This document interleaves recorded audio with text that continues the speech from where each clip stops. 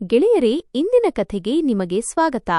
ಆದರೆ ಕಥೆಯನ್ನು ಪ್ರಾರಂಭಿಸುವ ಮೊದಲು ನೀವು ನಮ್ಮ ವಿಡಿಯೋಗಳನ್ನು ಎಲ್ಲಿಂದ ನೋಡುತ್ತಿದ್ದೀರಿ ಎಂದು ನಮಗೆ ಕಾಮೆಂಟ್ ಮಾಡುವ ಮೂಲಕ ತಿಳಿಸಿ ಮತ್ತು ಹೌದು, ವಿಡಿಯೋವನ್ನು ಲೈಕ್ ಮಾಡಲು ಮರೆಯಬೇಡಿ. ಅವನು ನನ್ನ ಮಾತನ್ನು ಕೇಳುವ ಬದಲು ನನ್ನ ಕೆನ್ನೆಗೆ ಜೋರಾಗಿ ಹೊಡೆದನು. ಇಂದು ಎಲ್ಲವೂ ಕೊನೆಯಾಗಲಿದೆ ಎಂದು ನನಗೆ ಅನ್ನಿಸಿತು. ನೆಲದ ಮೇಲೆ ಬಿದ್ದಿದ್ದ ಲಾಕೆಟ್ ಮೇಲೆ ಆ ಮನುಷ್ಯನ ದೃಷ್ಟಿ ಬಿದ್ದ ತಕ್ಷಣ ಅವನ ಕಣ್ಣುಗಳಿಂದ ಕಣ್ಣೀರು ಬರಲಾರಂಭಿಸಿತು. ಆ ಮನುಷ್ಯ ನನ್ನ ಹತ್ತಿರ ಬಂದು ಮಂಡಿಯೂರಿ ಕುಳಿತನು. ಇದೆಲ್ಲ ಏನು ನಡೆಯುತ್ತಿದೆ ಎಂದು ಎಲ್ಲರೂ ಆಶ್ಚರ್ಯದಿಂದ ನನ್ನ ಕಡೆ ನೋಡುತ್ತಿದ್ದರು. ನನ್ನ ಹೆಸರು ದೀಪಕ್. ತಂದೆಯ ನಿಧನದ ನಂತರ ನಾವು 3 ಸಹೋದರರು ಒಟ್ಟಿಗೆ ವಾಸಿಸುತ್ತಿದ್ದೆವು. 3 ಸಹೋದರರಲ್ಲಿ ನಾನು ಎಲ್ಲರಿಗಿಂತ ಕಿರಿಯವನು ಮತ್ತು 2 ಹಿರಿಯ ಸಹೋದರರಿಗೆ ಮದುವೆಯಾಗಿತ್ತು. ನಾನು ಆಗಷ್ಟೇ ನನ್ನ ಪದವಿ ಗ್ರಾಜ್ಯುಯೇಷನ್ ಮುಗಿಸಿದ್ದೆ ಮತ್ತು ಕೆಲಸದ ಹುಡುಕಾಟದಲ್ಲಿದ್ದೆ. ಆದರೆ ಅಮ್ಮ ಈಗ ನನ್ನ ಮದುವೆಯನ್ನು ಮಾಡಲೇಬೇಕು ಎಂದು ಹೊಸ ಹಠ ಹಿಡಿದಿದ್ದರು. ನಾನು ಅಮ್ಮನಿಗೆ ಹೇಳಿದೆ, ನೀವು ಇದೇನು ಮಾತನಾಡುತ್ತಿದ್ದೀರಿ? ನನ್ನ ಬಳಿ ಈಗ ಯಾವುದೇ ಕೆಲಸವೂ ಇಲ್ಲ. ನಾನು ಏನೂ ಕೆಲಸ ಮಾಡುತ್ತಿಲ್ಲ. ಹೀಗಿರುವಾಗ ಬೇರೆಯವರ ಮಗಳನ್ನು ನಮ್ಮ ಮನೆಗೆ ಹೇಗೆ ತರಲಿ? ನಾನು ಅವರಿಗೆ ಅರ್ಥ ಮಾಡಿಸಲು ತುಂಬಾ ಪ್ರಯತ್ನಿಸಿದೆ. ಆದರೆ ಅವರು ನನ್ನ ಒಂದು ಮಾತನ್ನೂ ಕೇಳಲಿಲ್ಲ ಮತ್ತು ಅವರು ಹೇಳುತ್ತಿದ್ದರು, ನಿನಗೆ ಕೆಲಸ ಸಿಗುತ್ತದೆ, ನೀನು ಚಿಂತಿಸಬೇಡ. ನೀನು ಮದುವೆಗೆ ಒಪ್ಪಿಗೆ ಕೊಡು ಅಷ್ಟೇ. ನಾನು ಆದಷ್ಟು ಬೇಗ ನಿನಗೆ ಮದುವೆ ಮಾಡಲು ಬಯಸುತ್ತೇನೆ. ಆದರೆ ಅಮ್ಮ, ನಾನು ಅಣ್ಣ ಅತ್ತಿಗೆಯ ಮೇಲೆ ಇನ್ನೂ ಹೆಚ್ಚು ಹೊರೆಯಾಗಲು ಬಯಸುವುದಿಲ್ಲ. ಮೊದಲೇ ನನ್ನೆಲ್ಲಾ ಖರ್ಚುಗಳನ್ನು ಅವರೇ ನೋಡಿಕೊಳ್ಳುತ್ತಿದ್ದಾರೆ ಮತ್ತು ಮದುವೆಯ ನಂತರ ಅವಳ ಖರ್ಚುಗಳು ಇರುತ್ತವೆ. ಅದನ್ನು ಯಾರು ನೋಡಿಕೊಳ್ಳುತ್ತಾರೆ? ನನ್ನ ಖರ್ಚನ್ನೇ ನನಗೆ ನೋಡಿಕೊಳ್ಳಲು ಸಾಧ್ಯವಾಗುತ್ತಿಲ್ಲ. ಇನ್ನು ಅವಳ ಖರ್ಚನ್ನು ಎಲ್ಲಿಂದ ನಿಭಾಯಿಸಲಿ? ನೀನು ಚಿಂತಿಸಬೇಡ. ನಾನು ನಿನಗಾಗಿ ಹುಡುಗಿಯನ್ನು ಇಷ್ಟಪಟ್ಟಿದ್ದೇನೆ. ನೀನು ಕೇವಲ ಹೂ ಎಂದು ಹೇಳು. ಅಮ್ಮ ತಮ್ಮ ಹಠಕ್ಕೆ ಅಂಟಿಕೊಂಡಿದ್ದರು ಮತ್ತು ಅವರು ತಮಗೆ ಇಷ್ಟವಾದ ಹುಡುಗಿಯೊಂದಿಗೆ ನನ್ನ ಮದುವೆ ಮಾಡಿಸಿದರು. ಆ ಸಮಯದಲ್ಲಿ ನಾನು ಅಣ್ಣಂದಿರ ದುಡ್ಡಿನಲ್ಲಿ ಬದುಕುತ್ತಿದ್ದೆ, ಏಕೆಂದರೆ ನನ್ನ ಬಳಿ ಮಾಡಲು ಯಾವುದೇ ಕೆಲಸವಿರಲಿಲ್ಲ. ಮದುವೆಯ ನಂತರ ನಾನು ಯಾವುದಕ್ಕೆ ಹೆದರುತ್ತಿದ್ದೆನೋ ಅದೇ ಆಯಿತು. ಖರ್ಚುಗಳು ಮೊದಲಿಗಿಂತ ಹೆಚ್ಚಾದವು ಮತ್ತು ಈಗ ಅತ್ತಿಗೆಯರು ಚುಚ್ಚುಮಾತುಗಳನ್ನು ಆಡಲು ಪ್ರಾರಂಭಿಸಿದರು. ಒಂದು ದಿನ ಬೆಳಿಗ್ಗೆ ಹಿರಿಯ ಅತ್ತಿಗೆ ಚಹಾದ ಕಪ್ಪನ್ನು ಟೇಬಲ್ ಮೇಲೆ ಅಪ್ಪಳಿಸುತ್ತಾ ಹೇಳಿದರು, ದೀಪಕ್, ಕೊನೆಗೂ ನೀನು ಎಷ್ಟು ದಿನ ನಿನ್ನ ಅಣ್ಣಂದಿರ ದುಡ್ಡಿನಲ್ಲಿ ಬದುಕುತ್ತೀಯಾ?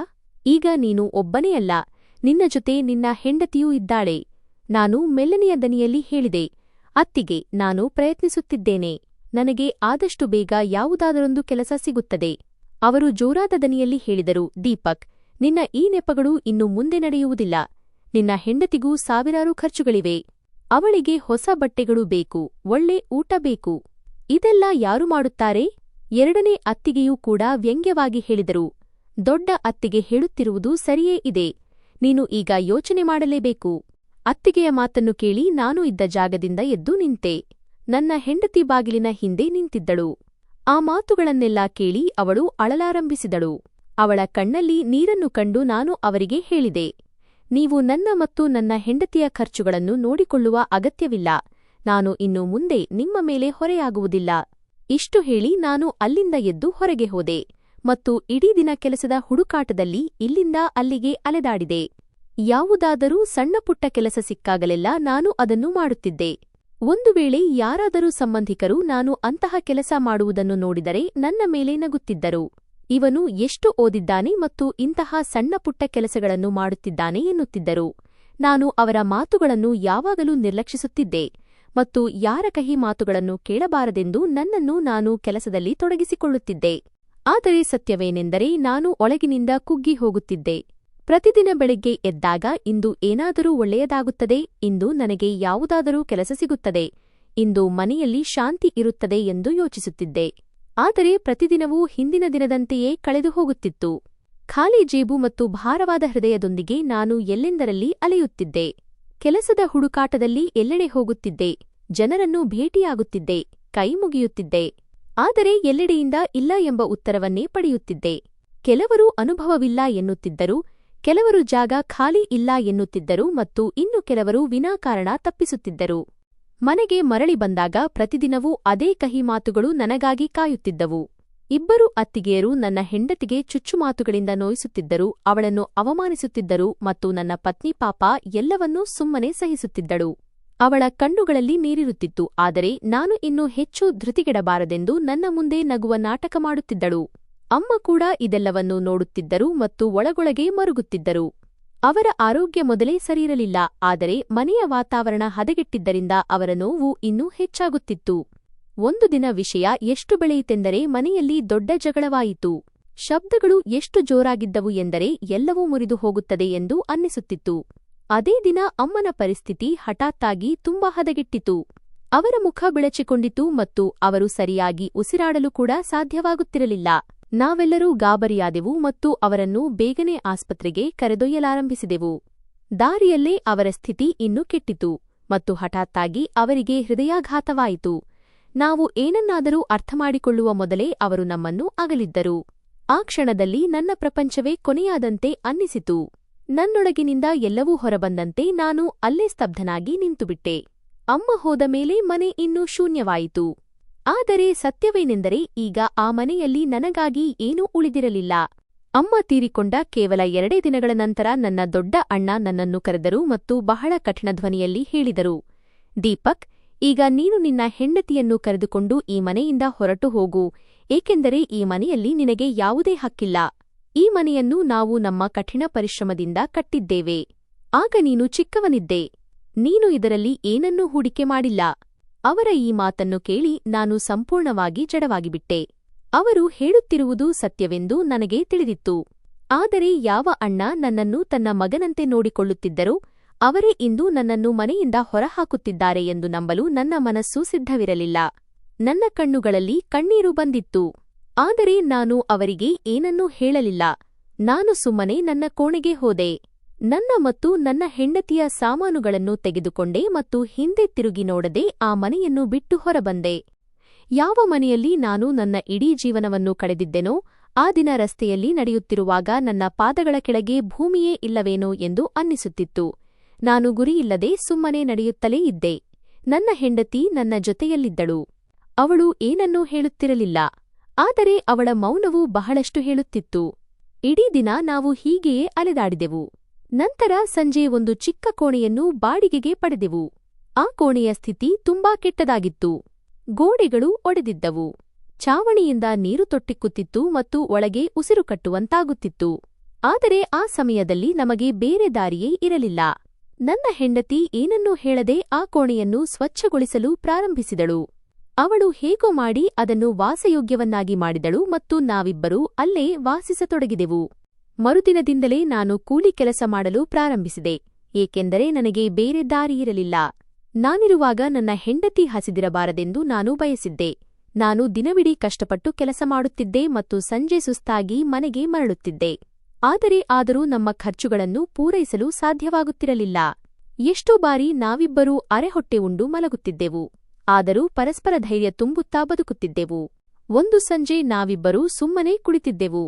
ಆಗ ನನ್ನ ಹೆಂಡತಿ ಮೆಲ್ಲಗೆ ಹೇಳಿದಳು, ದೀಪಕ್, ನಮ್ಮ ಮದುವೆಯಾಗಿ 4 ವರ್ಷಗಳಾಗಿವೆ ಮತ್ತು ಇದುವರೆಗೆ ನಮಗೆ ಮಕ್ಕಳಿಲ್ಲ. ನಾವು ವೈದ್ಯರನ್ನು ಭೇಟಿ ಮಾಡಬೇಕು ಎಂದು ನನಗೆ ಅನ್ನಿಸುತ್ತಿದೆ. ಅವಳ ಈ ಮಾತನ್ನು ಕೇಳಿ ನನ್ನೊಳಗಿನ ಸಿಟ್ಟು ಹೊರಬಂತು. ನಾನು ಅವಳ ಮೇಲೆ ಕಿರುಚಿದೆ. ನಾನು ಹೇಳಿದೆ, ನಿನಗೆ ಅರ್ಥವಾಗುವುದಿಲ್ಲವೇ? ಮನೆಯಲ್ಲಿ ಊಟಕ್ಕೆ ಹಣವಿಲ್ಲ ಮತ್ತು ನೀನು ಡಾಕ್ಟರ್ ಬಗ್ಗೆ ಮಾತನಾಡುತ್ತಿದ್ದೀಯಾ? ನಾನು ಅಷ್ಟು ಹಣವನ್ನು ಎಲ್ಲಿಂದ ತರಲಿ? ಅವಳು ಪಾಪ ಸುಮ್ಮನಾದಳು. ಅವಳ ಕಣ್ಣುಗಳಲ್ಲಿ ಕಣ್ಣೀರು ಬಂತು ಮತ್ತು ಅವಳು ಏನನ್ನೂ ಮಾತನಾಡಲಿಲ್ಲ. ಆ ಕ್ಷಣದಲ್ಲಿ ನನಗೂ ತುಂಬಾ ಕೆಟ್ಟದಾಗಿ ಅನ್ನಿಸಿತು. ನಾನು ತಪ್ಪು ಮಾಡಿದೆ ಎಂದು ನನಗೆ ಅನಿಸಿತು. ನಾನು ಅವಳ ಮೇಲೆ ಸಿಟ್ಟಾಗಬಾರದಿತ್ತು. ನಾನು ಅವಳ ಹತ್ತಿರ ಹೋಗಿ ಪ್ರೀತಿಯಿಂದ ವಿವರಿಸಿದೆ, ಈಗ ನಮ್ಮ ಸ್ಥಿತಿ ಸರಿಯಿಲ್ಲ. ಎಲ್ಲವೂ ಸರಿಯಾದ ತಕ್ಷಣ ನಾನು ಖಂಡಿತವಾಗಿಯೂ ನಿನ್ನನ್ನು ಡಾಕ್ಟರ್ ಹತ್ತಿರ ಕರೆದುಕೊಂಡು ಹೋಗುತ್ತೇನೆ.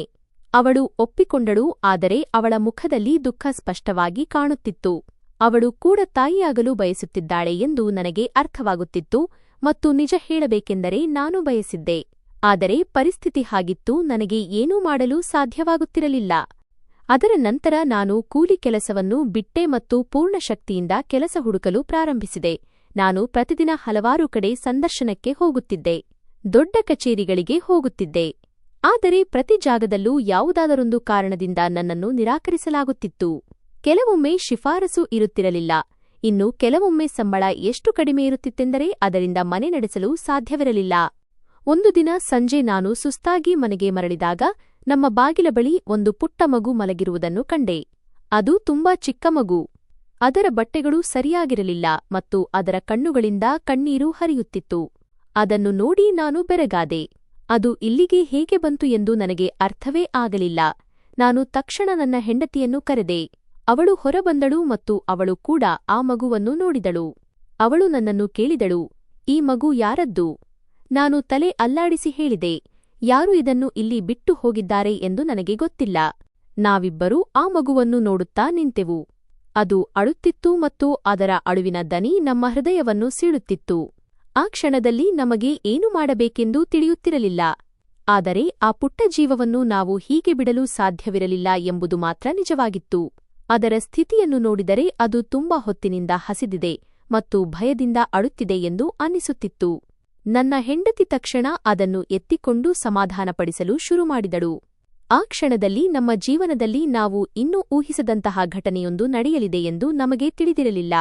ನನ್ನ ಹೆಂಡತಿ ಆ ಪುಟ್ಟ ಮಗುವನ್ನು ಮಡಿಲಲ್ಲಿ ಇಟ್ಟುಕೊಂಡು ಪ್ರೀತಿಯಿಂದ ಸಮಾಧಾನಪಡಿಸುತ್ತಿದ್ದಳು ಮತ್ತು ಅವಳ ಕಣ್ಣುಗಳಲ್ಲಿ ಒಂದು ರೀತಿಯ ಹೊಳಪಿತ್ತು. ಹಠಾತ್ತಾಗಿ ಅವಳಿಗೆ ಬದುಕಲು ಒಂದು ಕಾರಣ ಸಿಕ್ಕಂತಾಗಿತ್ತು. ಅವಳು ನನ್ನ ಕಡೆ ನೋಡಿ ಮೆಲ್ಲಗೆ ಹೇಳಿದಳು, ದೀಪಕ್, ನೋಡು, ಈ ಮಗು ಎಷ್ಟು ಮುದ್ದಾಗಿದೆ. ಇದರ ಮುಖ ನೋಡು. ಭಗವಂತನೇ ಇದನ್ನು ಸ್ವತಃ ನಮ್ಮ ಹತ್ತಿರ ಕಳುಹಿಸಿದ್ದಾನೆ ಎಂದು ಅನ್ನಿಸುತ್ತಿದೆ.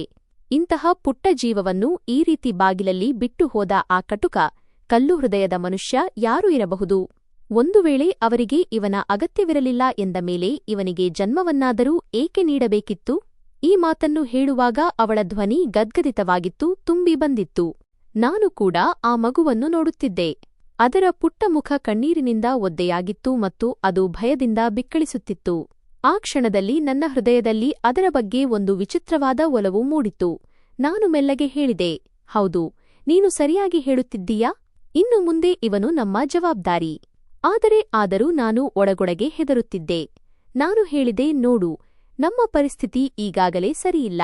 ನಾವಿಬ್ಬರೂ ಹೇಗೂ ಕಷ್ಟಪಟ್ಟು ಬದುಕು ಸಾಗಿಸುತ್ತಿದ್ದೇವೆ.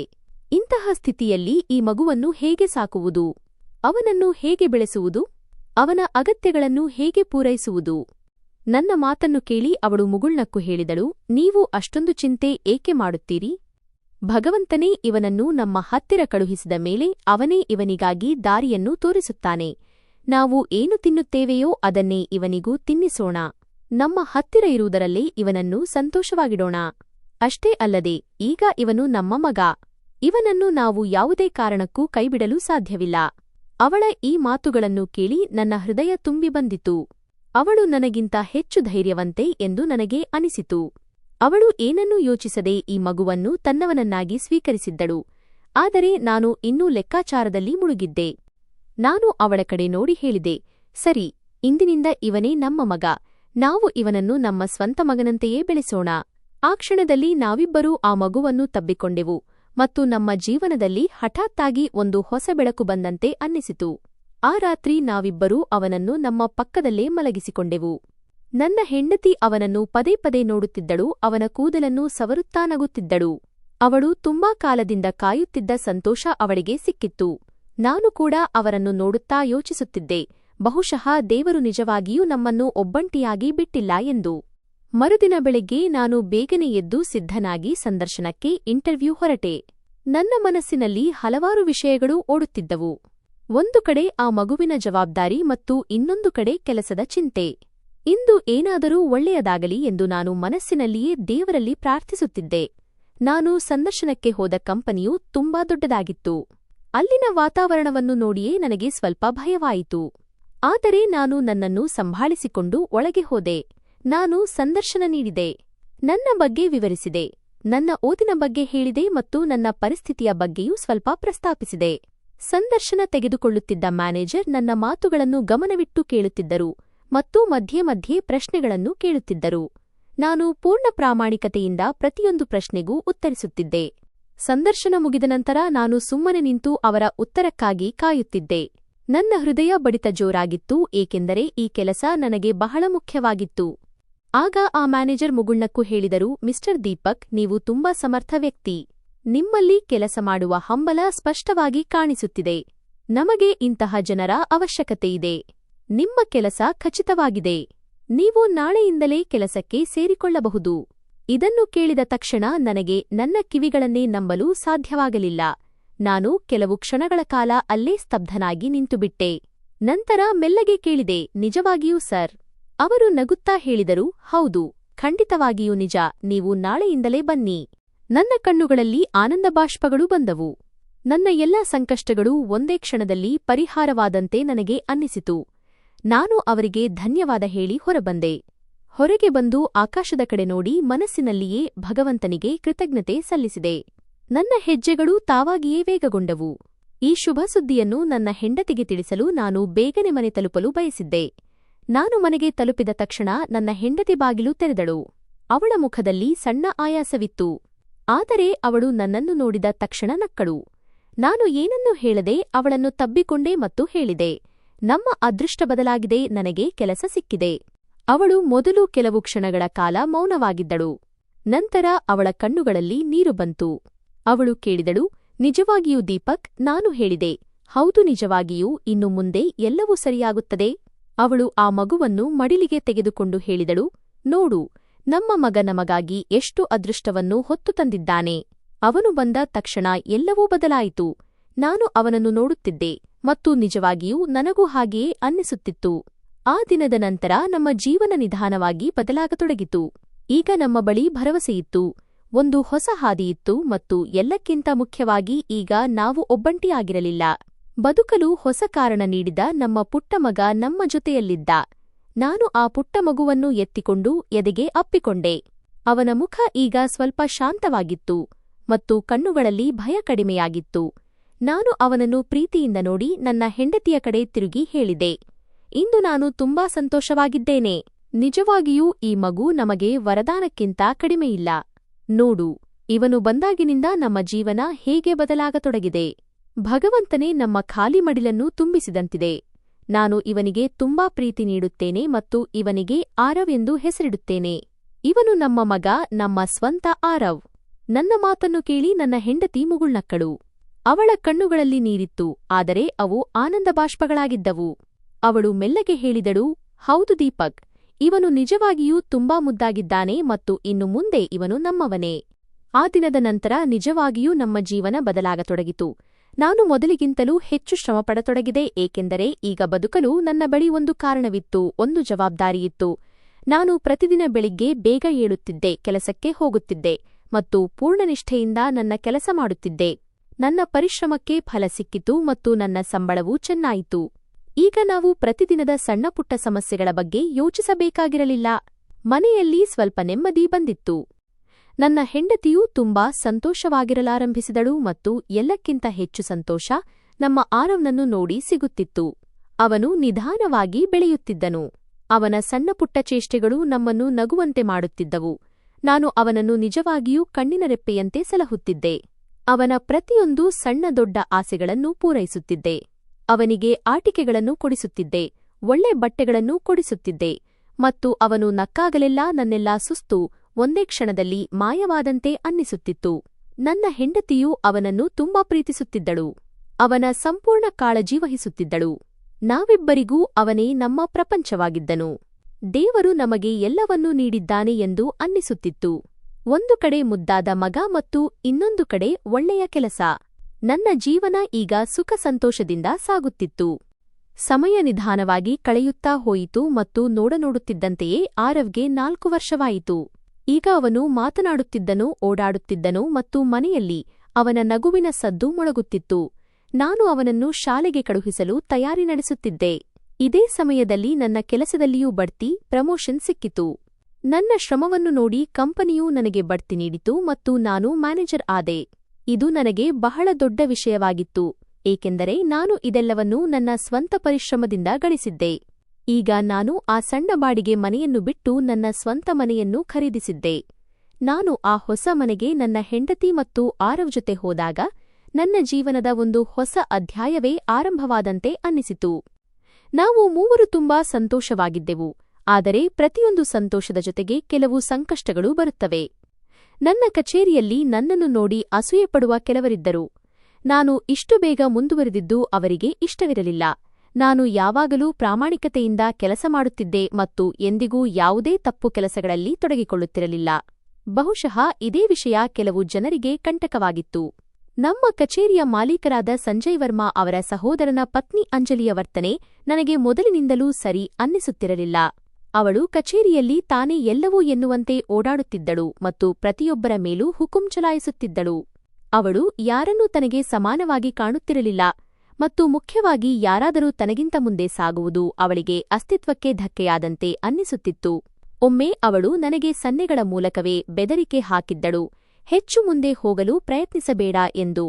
ಆದರೆ ನಾನು ಅವಳ ಮಾತುಗಳನ್ನು ನಿರ್ಲಕ್ಷಿಸಿದೆ, ಏಕೆಂದರೆ ನನಗೆ ನನ್ನ ಕೆಲಸದ ಮೇಲೆ ನಂಬಿಕೆಯಿತ್ತು. ನಾನು ಸತ್ಯ ಮತ್ತು ಪರಿಶ್ರಮದ ಹಾದಿಯಲ್ಲಿ ನಡೆದರೆ ಯಾರೂ ನನ್ನನ್ನು ತಡೆಯಲು ಸಾಧ್ಯವಿಲ್ಲ ಎಂದು ನನಗೆ ತಿಳಿದಿತ್ತು. ನಾನು ಕೇವಲ ನನ್ನ ಕೆಲಸ ಮಾಡುತ್ತಾ ಹೋದೆ. ದಿನಗಳು ಉರುಳಿದವು ಮತ್ತು ಜೀವನ ತನ್ನದೇ ಹಾದಿಯಲ್ಲಿ ಮುಂದೆ ಸಾಗಿತು. ಆದರೆ ಯಾರೋ ಒಬ್ಬರು ನನ್ನ ಮೇಲೆ ಇಷ್ಟೊಂದು ಕೆಟ್ಟದಾಗಿ ಹೊಟ್ಟೆಕಿಚ್ಚು ಪಡುತ್ತಿದ್ದಾರೆ ಎಂಬ ಕಲ್ಪನೆಯೂ ನನಗಿರಲಿಲ್ಲ. ಅಂದು ಕಚೇರಿಯಲ್ಲಿ ಬಹಳ ದೊಡ್ಡ ದಿನವಾಗಿತ್ತು. ಬೆಳಿಗ್ಗೆಯಿಂದಲೇ ವಾತಾವರಣ ಸ್ವಲ್ಪ ವಿಭಿನ್ನವಾಗಿತ್ತು. ಎಲ್ಲರೂ ತಮ್ಮ ತಮ್ಮ ಕೆಲಸದಲ್ಲಿ ನಿರತರಾಗಿದ್ದರು. ಆದರೆ ಪ್ರತಿಯೊಬ್ಬರ ಮುಖದಲ್ಲೂ ಒಂದು ಸಣ್ಣ ಆತಂಕವೂ ಕಾಣಿಸುತ್ತಿತ್ತು. ಏಕೆಂದರೆ ಇಂದು ಕಂಪನಿಯ ಮಾಲೀಕ ಸಂಜಯ್ ವರ್ಮಾ ಅವರೇ ಸ್ವತಃ ಬರಲಿದ್ದರು ಮತ್ತು ಒಂದು ದೊಡ್ಡ ಸಭೆ ಮೀಟಿಂಗ್ ನಡೆಯಲಿತ್ತು. ಅದರಲ್ಲಿ ಇಡೀ ಪ್ರಾಜೆಕ್ಟ್ನ ಜವಾಬ್ದಾರಿ ನನ್ನ ಮೇಲಿತ್ತು. ನಾನೇ ಎಲ್ಲವನ್ನೂ ನಿಭಾಯಿಸಬೇಕಿತ್ತು. ಪ್ರೆಸೆಂಟೇಷನ್ ನಾನೇ ನೀಡಬೇಕಿತ್ತು ಮತ್ತು ಈ ಜವಾಬ್ದಾರಿಗೆ ನಾನು ಅರ್ಹನೆಂದು ತೋರಿಸಬೇಕಿತ್ತು. ನಾನು ಬೆಳಿಗ್ಗೆಯಿಂದಲೇ ವಿರಾಮವಿಲ್ಲದೆ ಕೆಲಸ ಮಾಡುತ್ತಿದ್ದೆ. ಯಾವುದೇ ತಪ್ಪು ಆಗಬಾರದೆಂದು ಪ್ರತಿಯೊಂದು ಸಣ್ಣ ವಿಷಯವನ್ನೂ ಪರೀಕ್ಷಿಸುತ್ತಿದ್ದೆ. ನನ್ನ ಹೃದಯ ಬಡಿತ ಜೋರಾಗಿತ್ತು, ಆದರೆ ನನ್ನೊಳಗೆ ಒಂದು ಆತ್ಮವಿಶ್ವಾಸವಿತ್ತು. ನಾನು ಪೂರ್ಣ ಶ್ರಮ ಹಾಕಿದ್ದೇನೆ ಮತ್ತು ಎಲ್ಲವೂ ಸರಿಯಾಗುತ್ತದೆ ಎಂದು. ಸ್ವಲ್ಪ ಸಮಯದ ನಂತರ ಸರ್ ಕಚೇರಿಗೆ ಬಂದರು ಮತ್ತು ಇಡೀ ಸಿಬ್ಬಂದಿ ಒಮ್ಮೆಲೇ ಎದ್ದು ನಿಂತರು. ನಾನು ಮುಂದೆ ಹೋಗಿ ಅವರಿಗೆ ನಮಸ್ಕರಿಸಿದೆ ಮತ್ತು ಅವರನ್ನು ಮೀಟಿಂಗ್ ರೂಂಗೆ ಕರೆದೊಯ್ದೆ. ಅಲ್ಲಿ ಹೋಗಿ ನಾನು ಅವರಿಗೆ ಕಂಪನಿಯ ಎಲ್ಲಾ ವರದಿಗಳನ್ನೂ ತೋರಿಸಿದೆ, ಪ್ರತಿಯೊಂದು ವಿವರವನ್ನೂ ವಿವರಿಸಿದೆ ಮತ್ತು ನಂತರ ನನ್ನ ಪ್ರೆಸೆಂಟೇಷನ್ ಪ್ರಾರಂಭಿಸಿದೆ. ನಾನು ಪೂರ್ಣ ಆತ್ಮವಿಶ್ವಾಸದಿಂದ ಮಾತನಾಡುತ್ತಿದ್ದೆ. ಪ್ರತಿಯೊಂದು ಸ್ಲೈಡ್ ಜೊತೆಗೆ ಅವರಿಗೆ ಎಲ್ಲವನ್ನೂ ಸ್ಪಷ್ಟವಾಗಿ ವಿವರಿಸುತ್ತಿದ್ದೆ ಮತ್ತು ಅವರು ಗಮನವಿಟ್ಟು ನನ್ನ ಮಾತುಗಳನ್ನು ಕೇಳುತ್ತಿದ್ದರು. ಮಧ್ಯೆ ಮಧ್ಯೆ ಸರ್ ತಲೆ ತೂಗುತ್ತಿದ್ದರು, ಇದರಿಂದ ನನಗೆ ಧೈರ್ಯ ಸಿಗುತ್ತಿತ್ತು.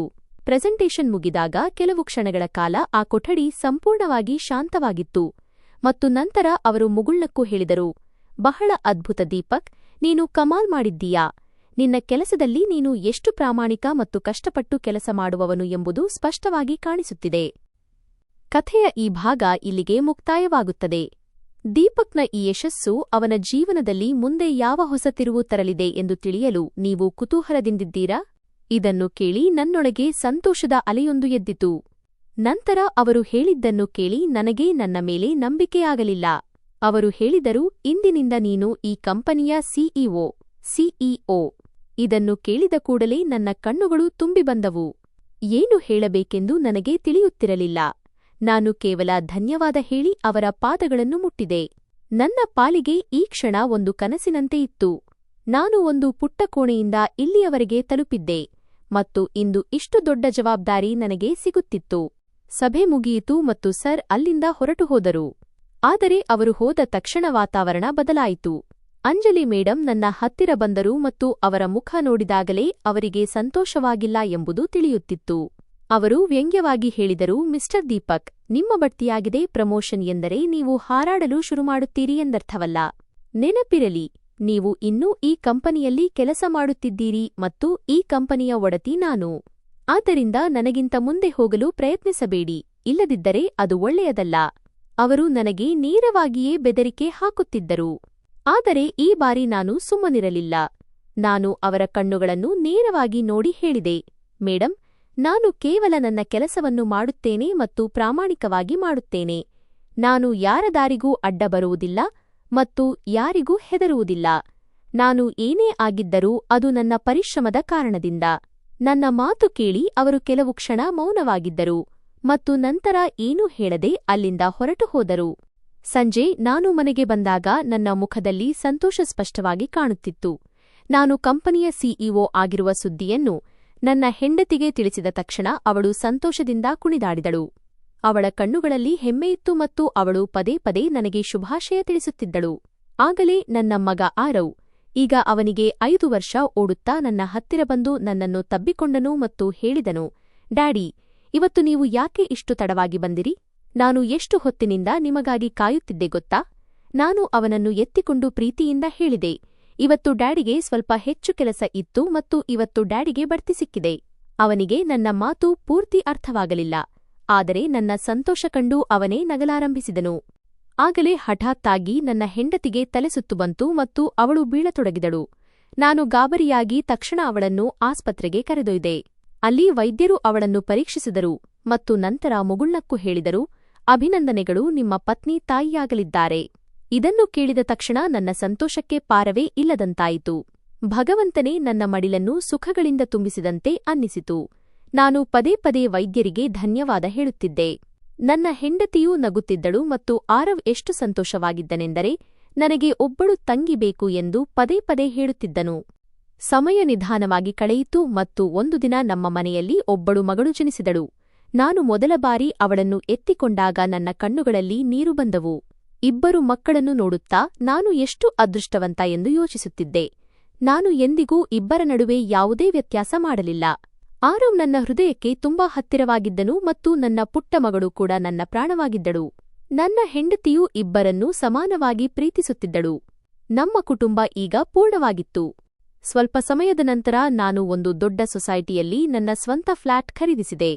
ಆ ಮನೆ ತುಂಬಾ ಸುಂದರವಾಗಿತ್ತು ಮತ್ತು ನಮ್ಮ ಕನಸಿನ ಮನೆಯಂತಿತ್ತು. ನಾವೆಲ್ಲರೂ ಅಲ್ಲಿ ತುಂಬಾ ಸಂತೋಷವಾಗಿದ್ದೆವು.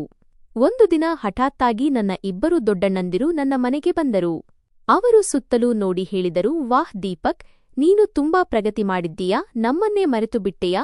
ಅವರ ಮಾತು ಕೇಳಿ ನಾನು ಸುಮ್ಮನಿದ್ದೆ. ಆದರೆ ನನ್ನ ಹೃದಯದಲ್ಲಿ ಅವರಿಗೆ ಈಗ ಯಾವುದೇ ಸ್ಥಾನವಿರಲಿಲ್ಲ.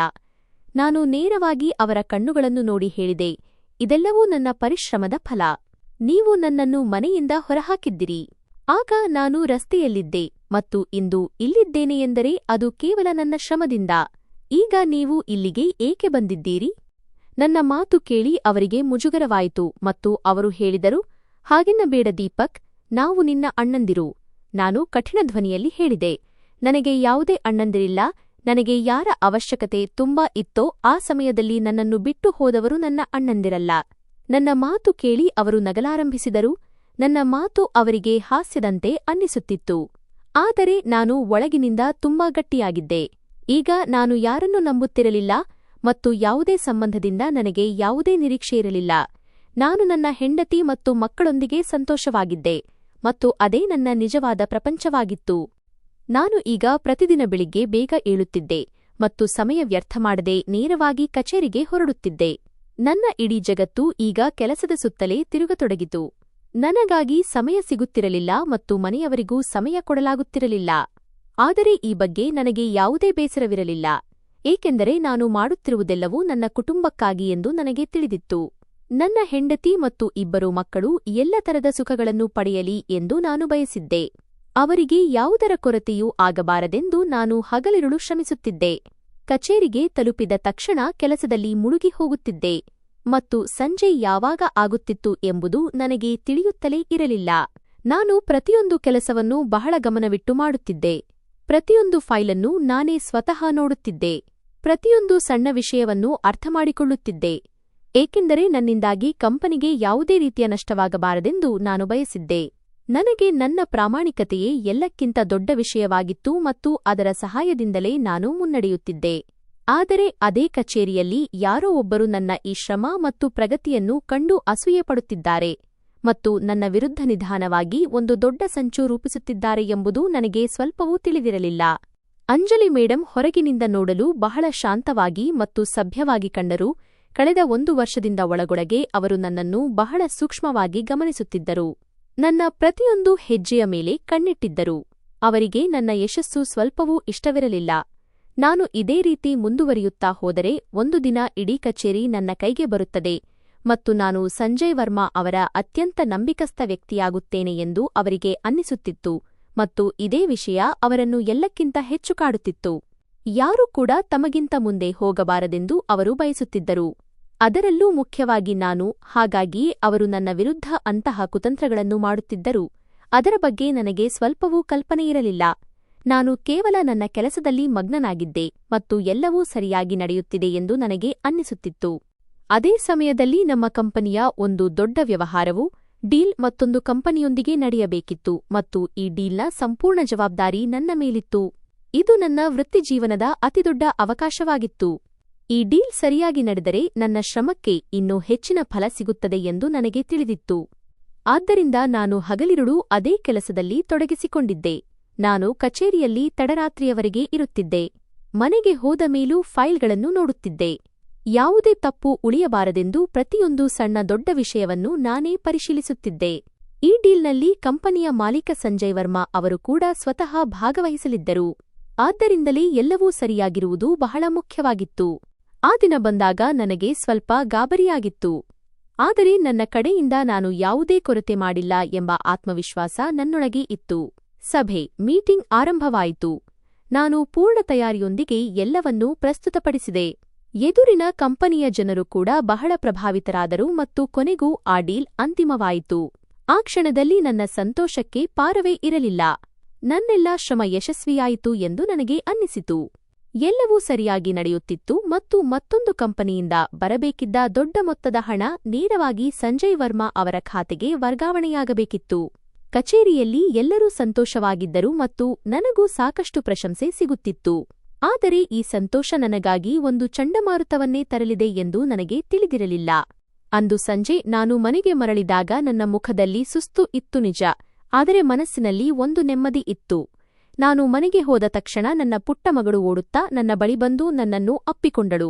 ಅವಳು ಮುಗ್ಧತೆಯಿಂದ ಹೇಳಿದಳು, ಡ್ಯಾಡಿ, ಇವತ್ತು ನೀವು ಮತ್ತೆ ಲೇಟಾಗಿ ಬಂದಿರಿ.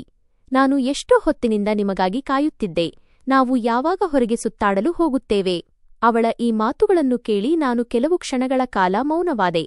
ಏಕೆಂದರೆ ನಿಜವಾಗಿಯೂ ನಾನು ಬಹಳ ದಿನಗಳಿಂದ ಅವರನ್ನು ಎಲ್ಲಿಯೂ ಹೊರಗೆ ಕರೆದುಕೊಂಡು ಹೋಗಿರಲಿಲ್ಲ. ನಾನು ಯಾವಾಗಲೂ ನನ್ನ ಕೆಲಸದಲ್ಲೇ ಮುಳುಗಿರುತ್ತಿದ್ದೆ. ನಾನು ಅವಳನ್ನು ಪ್ರೀತಿಯಿಂದ ಎತ್ತಿಕೊಂಡು ಅವಳ ತಲೆ ಸವರುತ್ತಾ ಹೇಳಿದೆ, ಮಗಳೇ, ಇನ್ನು ಸ್ವಲ್ಪ ಕೆಲಸ ಬಾಕಿ ಇದೆ. ನನಗೆ ರಜೆ ಸಿಕ್ಕ ತಕ್ಷಣ ನಾನು ನಿನ್ನನ್ನು ಖಂಡಿತವಾಗಿಯೂ ಹೊರಗೆ ಕರೆದುಕೊಂಡು ಹೋಗುತ್ತೇನೆ. ನಾವೆಲ್ಲರೂ ಜೊತೆಯಾಗಿ ಸುತ್ತೋಣ ಮತ್ತು ತುಂಬಾ ಮಜಾ ಮಾಡೋಣ. ಅವಳು ತಕ್ಷಣ ನನ್ನ ಕಡೆ ನೋಡಿ ಕೇಳಿದಳು, ಪಕ್ಕಾ ಪ್ರಾಮಿಸ್? ನಾನು ನಗುನಗುತ್ತಾ ಹೇಳಿದೆ, ಹೌದು ಮಗಳೇ, ಪಕ್ಕಾ ಮಾತು. ಅವಳು ಸಂತೋಷದಿಂದ ಚಪ್ಪಾಳೆ ತಟ್ಟುತ್ತಾ ತನ್ನ ಅಮ್ಮನ ಬಳಿಗೆ ಓಡಿಹೋದಳು. ನನ್ನ ಪತ್ನಿ ನನ್ನನ್ನು ನೋಡುತ್ತಿದ್ದಳು. ಅವಳ ಕಣ್ಣುಗಳಲ್ಲಿ ಪ್ರೀತಿಯಿತ್ತು, ಆದರೆ ನಾನು ಅವರಿಗೆ ಸಮಯ ನೀಡಲು ಸಾಧ್ಯವಾಗುತ್ತಿಲ್ಲವೆಂಬ ಒಂದು ಸಣ್ಣ ದೂರು ಕೂಡ ಎಲ್ಲೋ ಒಂದು ಕಡೆ ಇತ್ತು. ನಾನು ಅವಳ ಹತ್ತಿರ ಹೋಗಿ ಹೇಳಿದೆ, ಇನ್ನು ಸ್ವಲ್ಪ ಕಾಲ ಅಷ್ಟೇ, ಆಮೇಲೆ ಎಲ್ಲವೂ ಸರಿಯಾಗುತ್ತದೆ. ಅವಳು ಏನನ್ನೂ ಹೇಳಲಿಲ್ಲ, ಕೇವಲ ಮುಗುಳ್ನಕ್ಕಳು. ಅಂದು ರಾತ್ರಿ ನಾವೆಲ್ಲರೂ ಬೇಗನೆ ಮಲಗಿದೆವು. ಆದರೆ ನನ್ನ ಮೆದುಳಿನಲ್ಲಿ ಇನ್ನೂ ಕೆಲಸದ ವಿಷಯಗಳೇ ಓಡುತ್ತಿದ್ದವು. ಮುಂದೆ ಏನು ಮಾಡಬೇಕು, ಕಂಪನಿಯನ್ನು ಇನ್ನೂ ಹೇಗೆ ಬೆಳೆಸಬೇಕು ಎಂದು ನಾನು ಯೋಚಿಸುತ್ತಿದ್ದೆ. ಮರುದಿನವೇ ನನ್ನ ಜೀವನವು ಎಲ್ಲವನ್ನೂ ಬದಲಿಸುವಂತಹ ಒಂದು ತಿರುವು ಪಡೆಯಲಿದೆ ಎಂಬ ಕಲ್ಪನೆ ನನಗಿರಲಿಲ್ಲ. ಮರುದಿನ ನಾನು ಮತ್ತೆ ಬೆಳಿಗ್ಗೆ ಬೇಗ ಎದ್ದೆ ಮತ್ತು ಏನನ್ನೂ ಯೋಚಿಸದೆ ಕಚೇರಿಗೆ ಹೊರಟೆ. ಇಂದಿನ ದಿನವು ನನ್ನ ಜೀವನದ ಅತ್ಯಂತ ಕಠಿಣ ದಿನವಾಗಲಿದೆ ಮತ್ತು ಮುಂದೆ ನಡೆಯಲಿರುವ ಘಟನೆಯ ನಂತರ ನನ್ನೆಲ್ಲಾ ಸುಖಗಳು ಒಂದು ಕ್ಷಣದಲ್ಲಿ ಚೂರಾಗಲಿವೆ ಎಂದು ನನಗೆ ತಿಳಿದಿರಲಿಲ್ಲ. ಅಂದು ನಾನು ತೀರ ಸಾಮಾನ್ಯವಾಗಿಯೇ ಕಚೇರಿಗೆ ಹೋಗಿದ್ದೆ. ನಾನು ಬಹಳ ದಿನಗಳಿಂದ ಸತತವಾಗಿ ಕೆಲಸ ಮಾಡುತ್ತಿದ್ದ ಕಾರಣ ಮತ್ತು ಮನೆಯವರಿಗೆ ಸಮಯ ನೀಡಲು ಸಾಧ್ಯವಾಗದಿದ್ದರಿಂದ ಸ್ವಲ್ಪ ವಿರಾಮ, ಬ್ರೇಕ್ ತೆಗೆದುಕೊಳ್ಳೋಣ ಎಂದು ನನ್ನ ಮನಸ್ಸಿನಲ್ಲಿತ್ತು. ಹಾಗಾಗಿ ಕೆಲವು ದಿನ ರಜೆ ತೆಗೆದುಕೊಂಡು ನನ್ನ ಕುಟುಂಬದ ಜೊತೆ ಸಮಯ ಕಳೆಯೋಣ ಎಂದು ನಾನು ಯೋಚಿಸಿದ್ದೆ. ನಾನು ಸರ್ ಅವರ ಕ್ಯಾಬಿನ್ಗೆ ಹೋಗಿ ಅವರಿಗೆ ರಜೆಯ ಬಗ್ಗೆ ಕೇಳಿದಾಗ ಅವರು ಬಹಳ ಆರಾಮವಾಗಿ ನಗುತ್ತಾ ಹೇಳಿದರು, ಹೌದು ಖಂಡಿತ ದೀಪಕ್, ನೀನು ಇಷ್ಟು ದಿನಗಳಿಂದ ತುಂಬಾ ಶ್ರಮಪಡುತ್ತಿದ್ದೀಯಾ. ನಿನಗೆ ವಿರಾಮ ಸಿಗಲೇಬೇಕು. ನೀವು ಆರಾಮವಾಗಿ ಹೋಗಿ ಮತ್ತು ನಿಮ್ಮ ಕುಟುಂಬದೊಂದಿಗೆ ಸುತ್ತಾಡಿ ಬನ್ನಿ. ಅವರ ಈ ಮಾತನ್ನು ಕೇಳಿ ನನಗೆ ತುಂಬಾ ಸಂತೋಷವಾಯಿತು, ಏಕೆಂದರೆ ನಿಜವಾಗಿಯೂ ನನ್ನ ಕೆಲಸಕ್ಕೆ ಬೆಲೆ ಸಿಗುತ್ತಿದೆ ಎಂದು ನನಗೆ ಅನ್ನಿಸಿತು. ನಾನು ಸಂತೋಷದಿಂದ ಕಚೇರಿಯಿಂದ ಹೊರಬಂದೆ ಮತ್ತು ನೇರವಾಗಿ ಮನೆಯ ಕಡೆಗೆ ನಡೆದನು. ದಾರಿಯುದ್ದಕ್ಕೂ ನಾನು ಇನ್ನು ಮುಂದೆ ನನ್ನ ಮಕ್ಕಳನ್ನು ಸಂತೋಷವಾಗಿಡಬಲ್ಲೆ ಎಂದೇ ಯೋಚಿಸುತ್ತಿದ್ದೆ. ಅವರೊಂದಿಗೆ ಹೊರಗೆ ಹೋಗುತ್ತೇನೆ, ಆಟವಾಡುತ್ತೇನೆ ಮತ್ತು ಇಷ್ಟು ದಿನಗಳಿಂದ ನನಗೆ ನೀಡಲು ಸಾಧ್ಯವಾಗದ ಆ ಸಮಯವನ್ನು ಅವರಿಗೆ ನೀಡುತ್ತೇನೆ ಎಂದುಕೊಂಡೆ. ನಾನು ಮನೆಯ ಗೇಟ್ ಹತ್ತಿರ ತಲುಪಿದ ತಕ್ಷಣ ನನ್ನ ಮಗ ಆರವ್ ಗೇಟ್ ಬಳಿಯೇ ನಿಂತು ನನಗಾಗಿ ಕಾಯುತ್ತಿದ್ದನು. ಅವನು ನನ್ನನ್ನು ನೋಡಿದ ತಕ್ಷಣ ಸಂತೋಷದಿಂದ ಕುಣಿದಾಡಿದನು ಮತ್ತು ಓಡುತ್ತಾ ನನ್ನ ಬಳಿ ಬಂದು ನನ್ನನ್ನು ಬಿಗಿಯಾಗಿ ಅಪ್ಪಿಕೊಂಡನು ಹಾಗೂ ಹೇಳಿದನು, ಡ್ಯಾಡಿ, ನೀವು ಬಂದಿರಾ? ನಾನು ಎಷ್ಟೋ ಹೊತ್ತಿನಿಂದ ನಿಮಗಾಗಿ ಕಾಯುತ್ತಿದ್ದೆ. ಅವನ ಆ ಮುಗ್ಧ ಧ್ವನಿಯನ್ನು ಕೇಳಿ ನನ್ನ ಹೃದಯ ತುಂಬಿಬಂದಿತು. ಅವನ ಹಿಂದೆಯೇ ನನ್ನ ಪುಟ್ಟ ಮಗಳು ಕೂಡ ಓಡುತ್ತಾ ಬಂದಳು ಮತ್ತು ಅವಳು ಕೂಡ ನನ್ನನ್ನು ತಬ್ಬಿಕೊಂಡಳು. ಆ ಕ್ಷಣದಲ್ಲಿ ನನ್ನೆಲ್ಲಾ ಸುಸ್ತು ಒಂದೇ ಕ್ಷಣದಲ್ಲಿ ಮಾಯವಾದಂತೆ ನನಗೆ ಅನ್ನಿಸಿತು. ನಾನು ಅವರಿಬ್ಬರನ್ನೂ ಕರೆದುಕೊಂಡು ಒಳಗೆ ಬಂದೆ ಮತ್ತು ಸೋಫಾದ ಮೇಲೆ ಕುಳಿತುಕೊಂಡೆ. ನಾನು ನಿಜವಾಗಿಯೂ ಇಂದು ತುಂಬಾ ಸುಸ್ತಾಗಿದ್ದೆ. ಆಗಲೇ ನನ್ನ ಪತ್ನಿ ಕೂಡ ಹೊರಗೆ ಬಂದಳು. ಅವಳು ನನ್ನನ್ನು ನೋಡಿ ಹೇಳಿದಳು, ಇವತ್ತು ನೀವು ತುಂಬಾ ಸುಸ್ತಾಗಿರುವಂತೆ ಕಾಣುತ್ತಿದ್ದೀರಿ. ನೀವು ಕುಳಿತುಕೊಳ್ಳಿ, ನಾನು ನಿಮಗಾಗಿ ಚಹಾ ಮಾಡಿಕೊಂಡು ಬರುತ್ತೇನೆ. ಅವಳು ಅಡುಗೆ ಮನೆಗೆ ಹೋದಳು ಮತ್ತು ನಾನು ನನ್ನ ಮಕ್ಕಳೊಂದಿಗೆ ಕುಳಿತು ಮಾತನಾಡಲಾರಂಭಿಸಿದೆ. ಈಗ ನಾವೆಲ್ಲರೂ ಸುತ್ತಾಡಲು ಹೋಗುತ್ತೇವೆ, ಏಕೆಂದರೆ ಡ್ಯಾಡಿಗೆ ರಜೆ ಸಿಕ್ಕಿದೆ ಎಂದು ನಾನು ಅವರಿಗೆ ಹೇಳುತ್ತಿದ್ದೆ. ಇದನ್ನು ಕೇಳಿ ಇಬ್ಬರೂ ಮಕ್ಕಳು ತುಂಬಾ ಸಂತೋಷಪಟ್ಟರು ಮತ್ತು ನನ್ನ ಪಕ್ಕದಲ್ಲಿ ಕುಳಿತು ತರಹೇವಾರಿ ವಿಷಯಗಳನ್ನು ಮಾತನಾಡತೊಡಗಿದರು. ನಾನು ಕೂಡ ಅವರೊಂದಿಗೆ ನಗುತ್ತಾ ಆ ಕ್ಷಣವನ್ನು ಆನಂದಿಸುತ್ತಿದ್ದೆ. ಇನ್ನು ಮುಂದೆ ಎಲ್ಲವೂ ಒಳ್ಳೆಯದೇ ಆಗುತ್ತದೆ ಎಂದು ನನಗೆ ಅನ್ನಿಸುತ್ತಿತ್ತು. ಆದರೆ ಅಷ್ಟರಲ್ಲಿ ಹಠಾತ್ತಾಗಿ ನನ್ನ ಫೋನ್ ರಿಂಗ್ ಆಯಿತು. ನಾನು ಫೋನ್ ತೆಗೆದಾಗ ಅದು ಕಚೇರಿಯಿಂದ ಬಂದ ಕರೆ ಆಗಿತ್ತು. ಅತ್ತ ಕಡೆಯಿಂದ ಉದ್ಯೋಗಿಯೊಬ್ಬರು ಗಾಬರಿಗೊಂಡ ದನಿಯಲ್ಲಿ ಹೇಳಿದರು, ಮಿಸ್ಟರ್ ದೀಪಕ್, ನೀವು ಈಗಲೇ ಕಚೇರಿಗೆ ಬರಬೇಕು. ಇದು ಬಹಳ ತುರ್ತು ವಿಷಯ. ನೀವು ತಕ್ಷಣ ಬನ್ನಿ.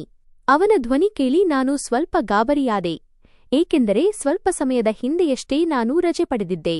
ನಂತರ ಹಠಾತ್ತಾಗಿ ಏನಾಯಿತು ಎಂದು ನನ್ನನ್ನು ಮತ್ತೆ ಕರೆಯುತ್ತಿದ್ದಾರೆ.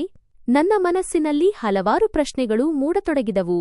ಆದರೆ ನಾನು ಏನನ್ನೂ ಯೋಚಿಸದೆ ತಕ್ಷಣ ಹೊರಡಲು ನಿರ್ಧರಿಸಿದೆ. ನನಗೆ ಕಚೇರಿಗೆ ಹೋಗಬೇಕು, ಯಾವುದೋ ತುರ್ತು ಕೆಲಸ ಬಂದಿದೆ ಎಂದು ಮನೆಯವರಿಗೆ ತಿಳಿಸಿ ನಾನು ಬೇಗನೆ ಹೊರಟೆ. ದಾರಿಯುದ್ದಕ್ಕೂ ನನ್ನ ಹೃದಯ ಜೋರಾಗಿ ಬಡಿದುಕೊಳ್ಳುತ್ತಿತ್ತು ಮತ್ತು ಮೆದುಳಿನಲ್ಲಿ ಅಸಲಿಗೆ ಏನಾಗಿರಬಹುದು ಎಂದೇ ಓಡುತ್ತಿತ್ತು. ನಾನು ಕಚೇರಿಗೆ ತಲುಪಿದ ತಕ್ಷಣ ಅಲ್ಲಿನ ವಾತಾವರಣವೇ ವಿಭಿನ್ನವಾಗಿ ಕಂಡಿತು. ಎಲ್ಲರೂ ಒಂದೆಡೆ ಜಮಾಯಿಸಿದ್ದರು ಮತ್ತು ಸಭೆ ನಡೆಯುತ್ತಿತ್ತು. ನಾನು ಒಳಗೆ ಹೋದಾಗ ಸರ್ ಕೂಡ ಅಲ್ಲಿ ಕುಳಿತಿದ್ದರು ಮತ್ತು ಅಂಜಲಿ ಮೇಡಂ ಅವರ ಪೂರ್ಣ ತಂಡವೂ ಅಲ್ಲಿತ್ತು. ಎಲ್ಲರ ದೃಷ್ಟಿ ಹಠಾತ್ತಾಗಿ ನನ್ನ ಮೇಲೆ ಬಿದ್ದಿತು. ವಾತಾವರಣದಲ್ಲಿ ಒಂದು ವಿಚಿತ್ರವಾದ ಮೌನವಿತ್ತು ಮತ್ತು ಸರ್ ಮುಖದಲ್ಲಿ ಕೋಪ ಸ್ಪಷ್ಟವಾಗಿ ಕಾಣುತ್ತಿತ್ತು. ಅವರು ನನ್ನನ್ನು ನೋಡಿದ ತಕ್ಷಣ ಅತ್ಯಂತ ಕಠಿಣ ದನಿಯಲ್ಲಿ ಹೇಳಿದರು, ದೀಪಕ್, ನಾನು ನಿನ್ನಿಂದ ಇದನ್ನು ಖಂಡಿತವಾಗಿಯೂ ನಿರೀಕ್ಷಿಸಿರಲಿಲ್ಲ. ನಾನು ನಿನ್ನನ್ನು ಏನಂದುಕೊಂಡಿದ್ದೆ ಮತ್ತು ನೀನು ಏನೆಂದು ಸಾಬೀತಾದೆ. ಅವರ ಈ ಮಾತನ್ನು ಕೇಳಿ ನಾನು ಸಂಪೂರ್ಣವಾಗಿ ದಂಗಾದೆ. ಅವರು ಏನು ಹೇಳುತ್ತಿದ್ದಾರೆ ಎಂದು ನನಗೆ ಅರ್ಥವೇ ಆಗಲಿಲ್ಲ. ನಾನು ತಕ್ಷಣ ಅವರಲ್ಲಿ ಕೇಳಿದೆ, ಸರ್, ಏನಾಯಿತು? ನೀವು ಹೀಗೇಕೆ ಹೇಳುತ್ತಿದ್ದೀರಿ? ನನ್ನಿಂದ ಏನಾದರೂ ತಪ್ಪಾಗಿದ್ದರೆ ನನಗೆ ತಿಳಿಸಿ, ನಾನು ಅದನ್ನು ಸರಿಪಡಿಸುತ್ತೇನೆ. ಆದರೆ ಅವರು ಕೋಪದಿಂದ ಹೇಳಿದರು, ತಪ್ಪಲ್ಲ ದೀಪಕ್, ನೀನು ಬಹಳ ದೊಡ್ಡ ಮೋಸ ಮಾಡಿದ್ದೀಯಾ? ನಾನು ಇದುವರೆಗೆ ನಿನ್ನನ್ನು ಪ್ರಾಮಾಣಿಕ ಎಂದು ನಂಬಿದ್ದೆ, ಆದರೆ ನೀನು ಕಳ್ಳನೆಂದು ಸಾಬೀತಾದೆ. ನೀನು 50 ಕೋಟಿ ರೂಪಾಯಿಗಳ ಹಗರಣ ಮಾಡಿದ್ದೀಯಾ? ನೀನು 50 ಕೋಟಿ ರೂಪಾಯಿಗಳ ಹಗರಣ ಮಾಡಿದ್ದೀಯಾ? ಇದನ್ನು ಕೇಳಿದ ತಕ್ಷಣ ನನ್ನ ಪಾದಗಳ ಕೆಳಗಿನ ಭೂಮಿಯೇ ಕುಸಿದಂತಾಯಿತು. ಯಾರೋ ನನ್ನ ತಲೆಗೆ ಜೋರಾಗಿ ಹೊಡೆದಂತಾಯಿತು. ನಾನು ಸಂಪೂರ್ಣವಾಗಿ ಮೌನವಾಗಿಬಿಟ್ಟೆ. ನನ್ನ ಕಿವಿಗಳಲ್ಲಿ ಕೇವಲ ಆ ಶಬ್ದಗಳೇ ಮೊಳಗುತ್ತಿದ್ದವು. 50 ಕೋಟಿ ಹಗರಣ, ಮೋಸ. ನಾನು ಪದೇ ಪದೇ ನನ್ನನ್ನೇ ಕೇಳಿಕೊಳ್ಳುತ್ತಿದ್ದೆ, ಇವರು ಏನು ಹೇಳುತ್ತಿದ್ದಾರೆ? ನಾನು ಇದುವರೆಗೆ 1 ರೂಪಾಯಿಯನ್ನು ತಪ್ಪು ದಾರಿಯಲ್ಲಿ ತೆಗೆದುಕೊಂಡಿಲ್ಲ. ಹಾಗಿರುವಾಗ ಈ 50 ಕೋಟಿ ರೂಪಾಯಿಗಳ ಮಾತು ಎಲ್ಲಿಂದ ಬಂತು? ನಾನು ಗಾಬರಿಯಿಂದ ಹೇಳಿದೆ, ಸರ್, ಇದು ಸುಳ್ಳು. ಯಾರೋ ನನ್ನನ್ನು ಸಿಲುಕಿಸಿದ್ದಾರೆ. ನಾನು ಅಂತಹ ಏನನ್ನೂ ಮಾಡಿಲ್ಲ. ನೀವು ನನ್ನ ದಾಖಲೆಗಳನ್ನು ಪರಿಶೀಲಿಸಬಹುದು. ನಾನು ಯಾವಾಗಲೂ ಪ್ರಾಮಾಣಿಕತೆಯಿಂದಲೇ ಕೆಲಸ ಮಾಡಿದ್ದೇನೆ. ಆದರೆ ಅವರು ನನ್ನ ಮಾತನ್ನು ನಂಬಲಿಲ್ಲ ಮತ್ತು ಒಂದು ಫೈಲ್ ಎತ್ತಿ ನನ್ನ ಮುಂದೆ ಎಸೆದು ಹೇಳಿದರು, ಇದನ್ನು ನೋಡು, ಇದರಲ್ಲಿ ಎಲ್ಲವೂ ಬರೆಯಲ್ಪಟ್ಟಿದೆ. ನಾನು ನಡುಗುವ ಕೈಗಳಿಂದ ಆ ಫೈಲ್ ಎತ್ತಿಕೊಂಡೆ ಮತ್ತು ಅದರಲ್ಲಿ ಕಂಡಿದ್ದನ್ನು ನೋಡಿ ನನಗೆ ಇನ್ನೂ ಹೆಚ್ಚಿನ ಆಘಾತವಾಯಿತು. ಮತ್ತೊಂದು ಕಂಪನಿಯಿಂದ ಬರಬೇಕಿದ್ದ 50 ಕೋಟಿ ರೂಪಾಯಿಗಳು ನೇರವಾಗಿ ನನ್ನ ಖಾತೆಗೆ ವರ್ಗಾವಣೆಯಾಗಿವೆ ಎಂದು ಅದರಲ್ಲಿ ಸ್ಪಷ್ಟವಾಗಿ ಬರೆಯಲಾಗಿತ್ತು. ಇದನ್ನು ಕಂಡು ನನ್ನ ಮೆದುಳು ಜಡವಾಗಿಬಿಟ್ಟಿತು. ಇದು ಹೇಗೆ ಸಾಧ್ಯ ಎಂದು ನನಗೆ ಅರ್ಥವೇ ಆಗುತ್ತಿರಲಿಲ್ಲ. ನಾನು ಪದೇ ಪದೇ ಹೇಳುತ್ತಿದ್ದೆ, ಇದು ತಪ್ಪು, ಇದು ಖಂಡಿತವಾಗಿಯೂ ಯಾರದ್ದೋ ಸಂಚು ಎಂದು. ಆದರೆ ಯಾರೂ ನನ್ನ ಮಾತನ್ನು ಕೇಳಲು ಸಿದ್ಧರಿರಲಿಲ್ಲ. ಆಗಲೇ ಅಂಜಲಿ ಮೇಡಂ ಮುಂದೆ ಬಂದು ಹೇಳಿದರು, ನನಗೆ ಈ ಮನುಷ್ಯ ಮೊದಲಿನಿಂದಲೂ ಸರಿಯಿಲ್ಲ ಎಂದು ಅನ್ನಿಸುತ್ತಿತ್ತು. ಆದರೆ ನೀವು ಇವನನ್ನು ನಂಬುತ್ತಿದ್ದ ಕಾರಣ ನಾನು ಏನನ್ನೂ ಹೇಳಿರಲಿಲ್ಲ. ಈಗ ನೋಡಿ ಇವನು ಏನು ಮಾಡಿದ್ದಾನೆ ಎಂದು. ಅವರ ಮಾತು ಕೇಳಿ ಅವರು ನನ್ನನ್ನು ಕೆಳಗೆ ಬೀಳಿಸಲು ಪೂರ್ಣ ಪ್ರಯತ್ನ ಮಾಡುತ್ತಿದ್ದಾರೆ ಎಂಬುದು ನನಗೆ ಸ್ಪಷ್ಟವಾಗಿ ಅರಿವಾಯಿತು. ಅವರ ಕಣ್ಣುಗಳಲ್ಲಿ ನನಗಾಗಿ ದ್ವೇಷವು ಎದ್ದು ಕಾಣುತ್ತಿತ್ತು. ನಾನು ಜೋರಾಗಿ ನನ್ನ ಸ್ಪಷ್ಟನೆಯನ್ನು ನೀಡಲಾರಂಭಿಸಿದೆ. ನಾನು ಏನೂ ಮಾಡಿಲ್ಲ ಎಂದು ಪದೇ ಪದೇ ಹೇಳುತ್ತಿದ್ದೆ. ನನಗೆ ಸುಳ್ಳು ಆರೋಪ ಹೊರಿಸಲಾಗುತ್ತಿದೆ ಎಂದು ಹೇಳುತ್ತಿದ್ದೆ. ಆದರೆ ಅಲ್ಲಿದ್ದ ಒಬ್ಬ ಮನುಷ್ಯನೂ ನನ್ನ ಮಾತನ್ನು ಕೇಳಲಿಲ್ಲ. ಎಲ್ಲರೂ ನಾನು ನಿಜವಾಗಿಯೂ ಯಾವುದೋ ದೊಡ್ಡ ಅಪರಾಧಿ ಎಂಬಂತೆ ನನ್ನನ್ನು ನೋಡುತ್ತಿದ್ದರು. ಆ ಕ್ಷಣದಲ್ಲಿ ನನ್ನೆಲ್ಲಾ ಪರಿಶ್ರಮ, ನನ್ನೆಲ್ಲಾ ಪ್ರಾಮಾಣಿಕತೆ ಎಲ್ಲವೂ ವ್ಯರ್ಥವಾಯಿತು ಎಂದು ನನಗೆ ಅನ್ನಿಸಿತು. ನಾನು ಸಂಪೂರ್ಣವಾಗಿ ಒಬ್ಬಂಟಿಯಾದೆ ಮತ್ತು ಈಗ ನಾನು ಏನು ಮಾಡಬೇಕು ಹಾಗೂ ನನ್ನನ್ನು ಹೇಗೆ ನಿರಪರಾಧಿ ಎಂದು ಸಾಬೀತುಪಡಿಸಬೇಕು ಎಂಬುದು ನನಗೆ ತಿಳಿಯುತ್ತಿರಲಿಲ್ಲ. ನಂತರ ಹಠಾತ್ತಾಗಿ ಅಂಜಲಿ ಮೇಡಂ ಜೋರಾದ ದನಿಯಲ್ಲಿ ಹೇಳಿದರು, ಈಗಲೇ ಪೊಲೀಸರಿಗೆ ಫೋನ್ ಮಾಡಿ ಮತ್ತು ಈ ಕಳ್ಳನನ್ನು ತಕ್ಷಣ ಪೊಲೀಸರ ವಶಕ್ಕೆ ನೀಡಿ. ಅವರ ಧ್ವನಿಯಲ್ಲಿ ಎಷ್ಟು ಕೋಪ ಮತ್ತು ದ್ವೇಷವಿತ್ತೆಂದರೆ ಆ ಕ್ಷಣದಲ್ಲಿ ಇನ್ನು ಯಾರೂ ನನ್ನ ಮಾತನ್ನು ಕೇಳುವುದಿಲ್ಲ ಎಂಬುದು ನನಗೆ ಅರ್ಥವಾಗಿತ್ತು. ನಾನು ಪದೇ ಪದೇ ನಾನು ಏನೂ ಮಾಡಿಲ್ಲ ಎಂದು ಹೇಳುತ್ತಿದ್ದೆ, ಆದರೆ ಎಲ್ಲರೂ ತಮ್ಮ ಕಿವಿಗಳನ್ನು ಮುಚ್ಚಿಕೊಂಡಂತೆ ನಟಿಸುತ್ತಿದ್ದರು. ಯಾರಿಗೂ ನನ್ನ ಮಾತು ಕೇಳಬೇಕೆಂದಿರಲಿಲ್ಲ. ಅದೇ ಸಮಯದಲ್ಲಿ ಯಾರೋ ಪೊಲೀಸರಿಗೆ ಫೋನ್ ಮಾಡಿದರು ಮತ್ತು ಸ್ವಲ್ಪ ಸಮಯದಲ್ಲೇ ಹೊರಗಿನಿಂದ ಪೊಲೀಸ್ ಗಾಡಿಯ ಹಾರ್ನ್ ಶಬ್ದ ಕೇಳಿಬರಲಾರಂಭಿಸಿತು. ಆ ಶಬ್ದವು ನನ್ನ ಹೃದಯಕ್ಕೆ ಏಟು ನೀಡುತ್ತಿರುವಂತೆ ಭಾಸವಾಯಿತು. ನನ್ನ ಹೃದಯ ಜೋರಾಗಿ ಬಡಿಯಲಾರಂಭಿಸಿತು. ನಾನು ಅಲ್ಲೇ ನಿಂತಿದ್ದೆ ಮತ್ತು ನಿಜವಾಗಿಯೂ ಈಗ ನನ್ನ ಜೀವನ ಇಂತಹ ತಿರುವಿಗೆ ಬಂದು ನಿಂತಿದೆಯೇ ಎಂದು ಯೋಚಿಸುತ್ತಿದ್ದೆ. ಪೊಲೀಸರು ಒಳಗೆ ಬಂದರು ಮತ್ತು ಏನನ್ನೂ ಕೇಳದೆ ನೇರವಾಗಿ ನನ್ನ ಕೈಗಳನ್ನು ಹಿಡಿದರು ಮತ್ತು ನನ್ನ ಕೈಗಳಿಗೆ ಕೈಕೋಳಗಳನ್ನು ಹಾಕಿದರು. ಆ ತಣ್ಣನೆಯ ಕಬ್ಬಿಣದ ಕೈಕೋಳವು ನನ್ನನ್ನು ಒಳಗಿನಿಂದ ನಡುಗಿಸಿತು. ನಾನು ಪದೇ ಪದೇ ಹೇಳುತ್ತಿದ್ದೆ, ಸರ್, ದಯವಿಟ್ಟು ನನ್ನ ಮಾತು ಕೇಳಿ, ನಾನು ನಿರಪರಾಧಿ. ಆದರೆ ಯಾರೂ ನನ್ನ ಕಡೆ ಗಮನ ಕೊಡಲೇ ಇಲ್ಲ. ನಾನು ಇನ್ಸ್ಪೆಕ್ಟರ್ ಹತ್ತಿರ ಹೇಳಿದೆ, ಸರ್, ದಯವಿಟ್ಟು ನನಗೆ ಕನಿಷ್ಠ ಒಂದು ಫೋನ್ ಮಾಡಲು ಬಿಡಿ. ನನ್ನ ಪತ್ನಿಗೆ ಏನಾಗುತ್ತಿದೆ ಎಂದು ತಿಳಿಸಬೇಕು. ಆದರೆ ಅವರು ನನ್ನ ಮಾತನ್ನು ಕೇಳಿ ಹೇಳಿದರು, ಚಲೋ, ನಮಗೆ ನಿನ್ನ ಮನೆಯ ಶೋಧನೆಯನ್ನು ಮಾಡಬೇಕಿದೆ, ಅಲ್ಲಿಗೆ ಹೋಗೋಣ ಎಂದು ಹೇಳಿ ನನ್ನನ್ನು ಬಲವಂತವಾಗಿ ಗಾಡಿಯಲ್ಲಿ ಕೂರಿಸಿದರು. ನಾನು ದಾರಿಯುದ್ದಕ್ಕೂ ಮೌನವಾಗಿ ಕುಳಿತಿದ್ದೆ. ನನ್ನ ಕಣ್ಣುಗಳ ಮುಂದೆ ಪದೇ ಪದೇ ನನ್ನ ಮಕ್ಕಳ ಮುಖಗಳು ಬರುತ್ತಿದ್ದವು ಮತ್ತು ಅವರು ಇದೆಲ್ಲವನ್ನೂ ನೋಡಿದಾಗ ಅವರ ಮೇಲೆ ಏನು ಪರಿಣಾಮ ಬೀರಬಹುದು ಎಂದು ನಾನು ಯೋಚಿಸುತ್ತಿದ್ದೆ. ಗಾಡಿ ನನ್ನ ಮನೆಯ ಮುಂದೆ ನಿಂತ ತಕ್ಷಣ ಅಲ್ಲಿ ಮೊದಲೇ ಜನರ ಗುಂಪು ಸೇರಿತ್ತು. ಮೊಹಲ್ಲಾದ ಜನರು ಯಾವುದೋ ಸಿನಿಮಾ ನಡೆಯುತ್ತಿರುವಂತೆ ನಿಂತು ತಮಾಷೆ ನೋಡುತ್ತಿದ್ದರು. ನನ್ನ ಪಾಲಿಗೆ ಅದು ಅತ್ಯಂತ ಕೆಟ್ಟ ಕ್ಷಣವಾಗಿತ್ತು. ನಾನು ಗಾಡಿಯಿಂದ ಕೆಳಗಿಳಿದಾಗ ನನ್ನ ಪತ್ನಿ ಓಡುತ್ತಾ ಹೊರಗೆ ಬಂದಳು. ಅವಳ ಕಣ್ಣುಗಳಲ್ಲಿ ಭಯ ಸ್ಪಷ್ಟವಾಗಿ ಕಾಣುತ್ತಿತ್ತು. ಅವಳ ಹಿಂದೆ ನನ್ನ ಮಗ ಆರವ್ ಮತ್ತು ನನ್ನ ಪುಟ್ಟ ಮಗಳು ಕೂಡ ಓಡುತ್ತಾ ಬಂದರು. ಆರವ್ ನನ್ನನ್ನು ನೋಡಿದ ತಕ್ಷಣ ಅಳಲಾರಂಭಿಸಿದನು ಮತ್ತು ನನ್ನ ಕಾಲುಗಳನ್ನು ಅಪ್ಪಿಕೊಂಡನು ಹಾಗೂ ಪದೇ ಪದೇ ಕೇಳತೊಡಗಿದನು, ಡ್ಯಾಡಿ, ಇದೆಲ್ಲ ಏನಾಗುತ್ತಿದೆ? ಇವರು ನಿಮ್ಮನ್ನು ಯಾಕೆ ಹಿಡಿದುಕೊಂಡು ಹೋಗುತ್ತಿದ್ದಾರೆ? ಅವನ ಆ ಮುಗ್ಧದನಿಯನ್ನು ಕೇಳಿ ನನ್ನ ಹೃದಯ ಚೂರಾಯಿತು. ನಾನು ಅವನನ್ನು ಅಪ್ಪಿಕೊಳ್ಳಲು ಬಯಸುತ್ತಿದ್ದೆ, ಆದರೆ ನನ್ನ ಕೈಗಳಲ್ಲಿ ಕೈಕೊಳವಿತ್ತು. ನಾನು ಏನೂ ಮಾಡಲು ಸಾಧ್ಯವಾಗುತ್ತಿರಲಿಲ್ಲ. ನನ್ನ ಪತ್ನಿ ಕೂಡ ಅಳುತ್ತಾ ನನ್ನ ಹತ್ತಿರ ಬಂದಳು ಮತ್ತು ಕೇಳಲಾರಂಭಿಸಿದಳು, ದೀಪಕ್, ಇದೆಲ್ಲ ಏನಾಗುತ್ತಿದೆ? ನನಗೆ ಏನೂ ಅರ್ಥವಾಗುತ್ತಿಲ್ಲ. ನೀನು ಯಾಕೆ ಏನೂ ಮಾತನಾಡುತ್ತಿಲ್ಲ? ಆಗ ನಾನು ಭಾರವಾದ ಧ್ವನಿಯಲ್ಲಿ ಅವಳಿಗೆ ತಿಳಿಸಿದೆ, ಕಂಪನಿಯಲ್ಲಿ ನನ್ನ ಮೇಲೆ ಹಣ ಕಳ್ಳತನ ಮಾಡಿದ ಸುಳ್ಳು ಆರೋಪ ಹೊರಿಸಲಾಗಿದೆ ಮತ್ತು ನನ್ನ ನಿರಪರಾಧಿತ್ವವನ್ನು ಸಾಬೀತುಪಡಿಸಲು ನನ್ನ ಬಳಿ ಯಾವುದೇ ಪುರಾವೆಗಳಿಲ್ಲ. ಆದ್ದರಿಂದ ಇವರು ನನ್ನನ್ನು ಹಿಡಿದುಕೊಂಡು ಹೋಗುತ್ತಿದ್ದಾರೆ. ಇದನ್ನು ಕೇಳಿ ಅವಳು ಇನ್ನೂ ಹೆಚ್ಚು ಕುಗ್ಗಿಹೋದಳು. ಅವಳ ಕಣ್ಣೀರು ನಿಲ್ಲುತ್ತಲೇ ಇರಲಿಲ್ಲ. ಪೊಲೀಸ್ ಅಧಿಕಾರಿಗಳು ಮನೆಯ ಶೋಧನೆ ಪ್ರಾರಂಭಿಸಿದರು. ಎಲ್ಲೆಡೆ ನೋಡಿದರೂ ಆದರೆ ಅವರಿಗೆ ಏನೂ ಸಿಗಲಿಲ್ಲ. ನನ್ನ ಹತ್ತಿರ ಅಡಗಿಸಿಡಲು ಏನೂ ಇರಲಿಲ್ಲ. ನಾನು ಪದೇ ಪದೇ ಯಾವುದಾದರೂ ಒಂದು ಸಾಕ್ಷಿ ಸಿಕ್ಕಿ ನಾನು ನನ್ನನ್ನು ರಕ್ಷಿಸಿಕೊಳ್ಳುವಂತಾಗಲಿ ಎಂದು ಯೋಚಿಸುತ್ತಿದ್ದೆ. ಆದರೆ ಏನೂ ಸಿಗಲಿಲ್ಲ. ಕೊನೆಗೆ ಅವರು ನನ್ನನ್ನು ಮತ್ತೆ ಗಾಡಿಯಲ್ಲಿ ಕೂರಿಸಿದರು ಮತ್ತು ನೇರವಾಗಿ ಠಾಣೆಗೆ ಕರೆದೊಯ್ದರು. ಅಲ್ಲಿಂದ ನನ್ನನ್ನು ಜೈಲಿಗೆ ಕಳುಹಿಸಲಾಯಿತು. ನಾನು ನಿರಪರಾಧಿಯಾಗಿದ್ದರೂ ನನ್ನನ್ನು ಸರಳುಗಳ ಹಿಂದೆ ಹಾಕಲಾಯಿತು. ಆ ರಾತ್ರಿ ನನ್ನ ಜೀವನದ ಅತ್ಯಂತ ಸುದೀರ್ಘ ರಾತ್ರಿಯಾಗಿತ್ತು. ನಾನು ಒಂದು ಮೂಲೆಯಲ್ಲಿ ಕುಳಿತು ನನ್ನ ಜೀವನ ಹೇಗೆ ಬದಲಾಯಿತು ಎಂದೇ ಯೋಚಿಸುತ್ತಿದ್ದೆ.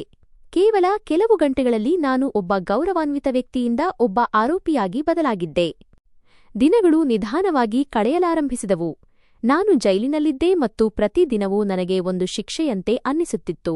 ನಾನು ನನ್ನ ಕುಟುಂಬದ ಬಗ್ಗೆ ಯೋಚಿಸುತ್ತಿದ್ದೆ, ಅವರು ಹೇಗಿದ್ದಾರೋ, ಏನು ಮಾಡುತ್ತಿದ್ದಾರೋ ಎಂದು.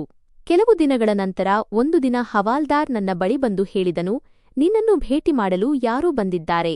ನಾನು ಎದ್ದು ಅವನ ಜೊತೆ ಹೋದೆ ಮತ್ತು ಅವನು ನನ್ನನ್ನು ನೂಕಿ ಒಂದು ಕಡೆ ಕೂರಿಸಿದನು. ಅಲ್ಲಿ ಎದುರಿಗೆ ಕಂಪನಿಯ ಮಾಲೀಕ ಸಂಜಯ್ ವರ್ಮಾ ನಿಂತಿದ್ದರು. ಅವರನ್ನು ನೋಡಿ ನಾನು ಆಶ್ಚರ್ಯಚಕಿತನಾದೆ. ಅವರು ಯಾವುದನ್ನೋ ಅರ್ಥಮಾಡಿಕೊಳ್ಳಲು ಪ್ರಯತ್ನಿಸುತ್ತಿರುವಂತೆ ನನ್ನನ್ನು ಸೂಕ್ಷ್ಮವಾಗಿ ಗಮನಿಸುತ್ತಿದ್ದರು. ಅದೇ ಸಮಯದಲ್ಲಿ ನನ್ನ ಸಮತೋಲನ ತಪ್ಪಿತು ಮತ್ತು ನಾನು ಕೆಳಗೆ ಬಿದ್ದೆ. ಬಿದ್ದ ತಕ್ಷಣ ನನ್ನ ಕತ್ತಿನಲ್ಲಿದ್ದ ಆರವ್ನ ಲಾಕೆಟ್ ನೆಲದ ಮೇಲೆ ಬಿದ್ದಿತು. ಆ ಲಾಕೆಟ್ ನನಗೆ ತುಂಬಾ ವಿಶೇಷವಾಗಿತ್ತು, ಏಕೆಂದರೆ ಆರವ್ ನನಗೆ ಸಿಕ್ಕಾಗ ಅದು ಅವನ ಕತ್ತಿನಲ್ಲಿತ್ತು ಮತ್ತು ನಾನು ಅದನ್ನು ತೆಗೆದು ನನ್ನ ಬಳಿ ಇಟ್ಟುಕೊಂಡಿದ್ದೆ. ಸಂಜಯ್ ವರ್ಮಾ ಅವರ ದೃಷ್ಟಿ ಆ ಲಾಕೆಟ್ ಮೇಲೆ ಬಿದ್ದ ತಕ್ಷಣ ಅವರು ಪೂರ್ತಿ ಬೆಚ್ಚಿಬಿದ್ದರು. ಅವರು ತಕ್ಷಣ ಬಗ್ಗಿ ಆ ಲಾಕೆಟ್ ಎತ್ತಿಕೊಂಡರು ಮತ್ತು ಅದನ್ನು ಬಹಳ ಗಮನವಿಟ್ಟು ನೋಡಲಾರಂಭಿಸಿದರು. ಅವರ ಕಣ್ಣುಗಳಲ್ಲಿ ಹಠಾತ್ತಾಗಿ ಕಣ್ಣೀರು ಬಂತು. ಇದನ್ನು ಕಂಡು ನಾನು ಕೂಡ ಬೆರಗಾದೆ. ಅಲ್ಲಿ ನಿಂತಿದ್ದ ಇನ್ಸ್ಪೆಕ್ಟರ್ ಮತ್ತು ಉಳಿದವರಿಗೂ ಹಠಾತ್ತಾಗಿ ಏನಾಯಿತು ಎಂದು ಅರ್ಥವಾಗುತ್ತಿರಲಿಲ್ಲ. ದೀಪಕ್ನ ಕತ್ತಿನಲ್ಲಿದ್ದ ಆ ಲಾಕೆಟ್ ಸಂಜಯ್ ವರ್ಮಾ ಅವರಿಗೆ ಯಾಕೆ ಅಷ್ಟು ಮುಖ್ಯವಾಗಿತ್ತು? ಆರವ್ನ ನಿಜವಾದ ತಂದೆ ಸಂಜಯ್ ವರ್ಮಾ ಅವರೇ ಇರಬಹುದೇ? ಮುಂದೆ ಏನಾಗಬಹುದು ಎಂದು ತಿಳಿಯಲು ನಿಮ್ಮ ಅಭಿಪ್ರಾಯವನ್ನು ಕಾಮೆಂಟ್ ಮಾಡಿ. ವಾತಾವರಣ ಸಂಪೂರ್ಣವಾಗಿ ಬದಲಾಗಿತ್ತು ಮತ್ತು ಆ ಪುಟ್ಟ ಲಾಕೆಟ್ನಲ್ಲಿ ಅಂತಹದ್ದೇನಿದೆ, ಅದು ಒಂದು ಕ್ಷಣದಲ್ಲಿ ಎಲ್ಲವನ್ನೂ ಹೇಗೆ ಬದಲಿಸಿತು ಎಂದು ನಾನು ಅವರನ್ನು ನೋಡುತ್ತಲೇ ಇದ್ದೆ. ಸರ್, ಆ ಪುಟ್ಟ ಲಾಕೆಟನ್ನು ಹಿಡಿದು ಅಳುತ್ತಿರುವುದನ್ನು ನೋಡಿದ ಆ ಕ್ಷಣವನ್ನು ನಾನು ಇಂದಿಗೂ ಮರೆಯಲು ಸಾಧ್ಯವಿಲ್ಲ. ನನ್ನ ಹೃದಯ ಜೋರಾಗಿ ಬಡಿಯಲಾರಂಭಿಸಿತ್ತು ಮತ್ತು ನನ್ನ ಮೆದುಳಿನಲ್ಲಿ ಸಾವಿರಾರು ಪ್ರಶ್ನೆಗಳು ಒಟ್ಟಿಗೆ ಸುಳಿಯಲಾರಂಭಿಸಿದವು. ನಾನು ಗಾಬರಿಯಿಂದ ಅವರಲ್ಲಿ ಕೇಳಿದೆ, ಸರ್, ಇದು ನನ್ನ ಮಗ ಆರವ್ನ ಲಾಕೆಟ್. ನೀವು ಇದನ್ನು ನೋಡಿ ಯಾಕೆ ಇಷ್ಟೊಂದು ಅಳುತ್ತಿದ್ದೀರಿ?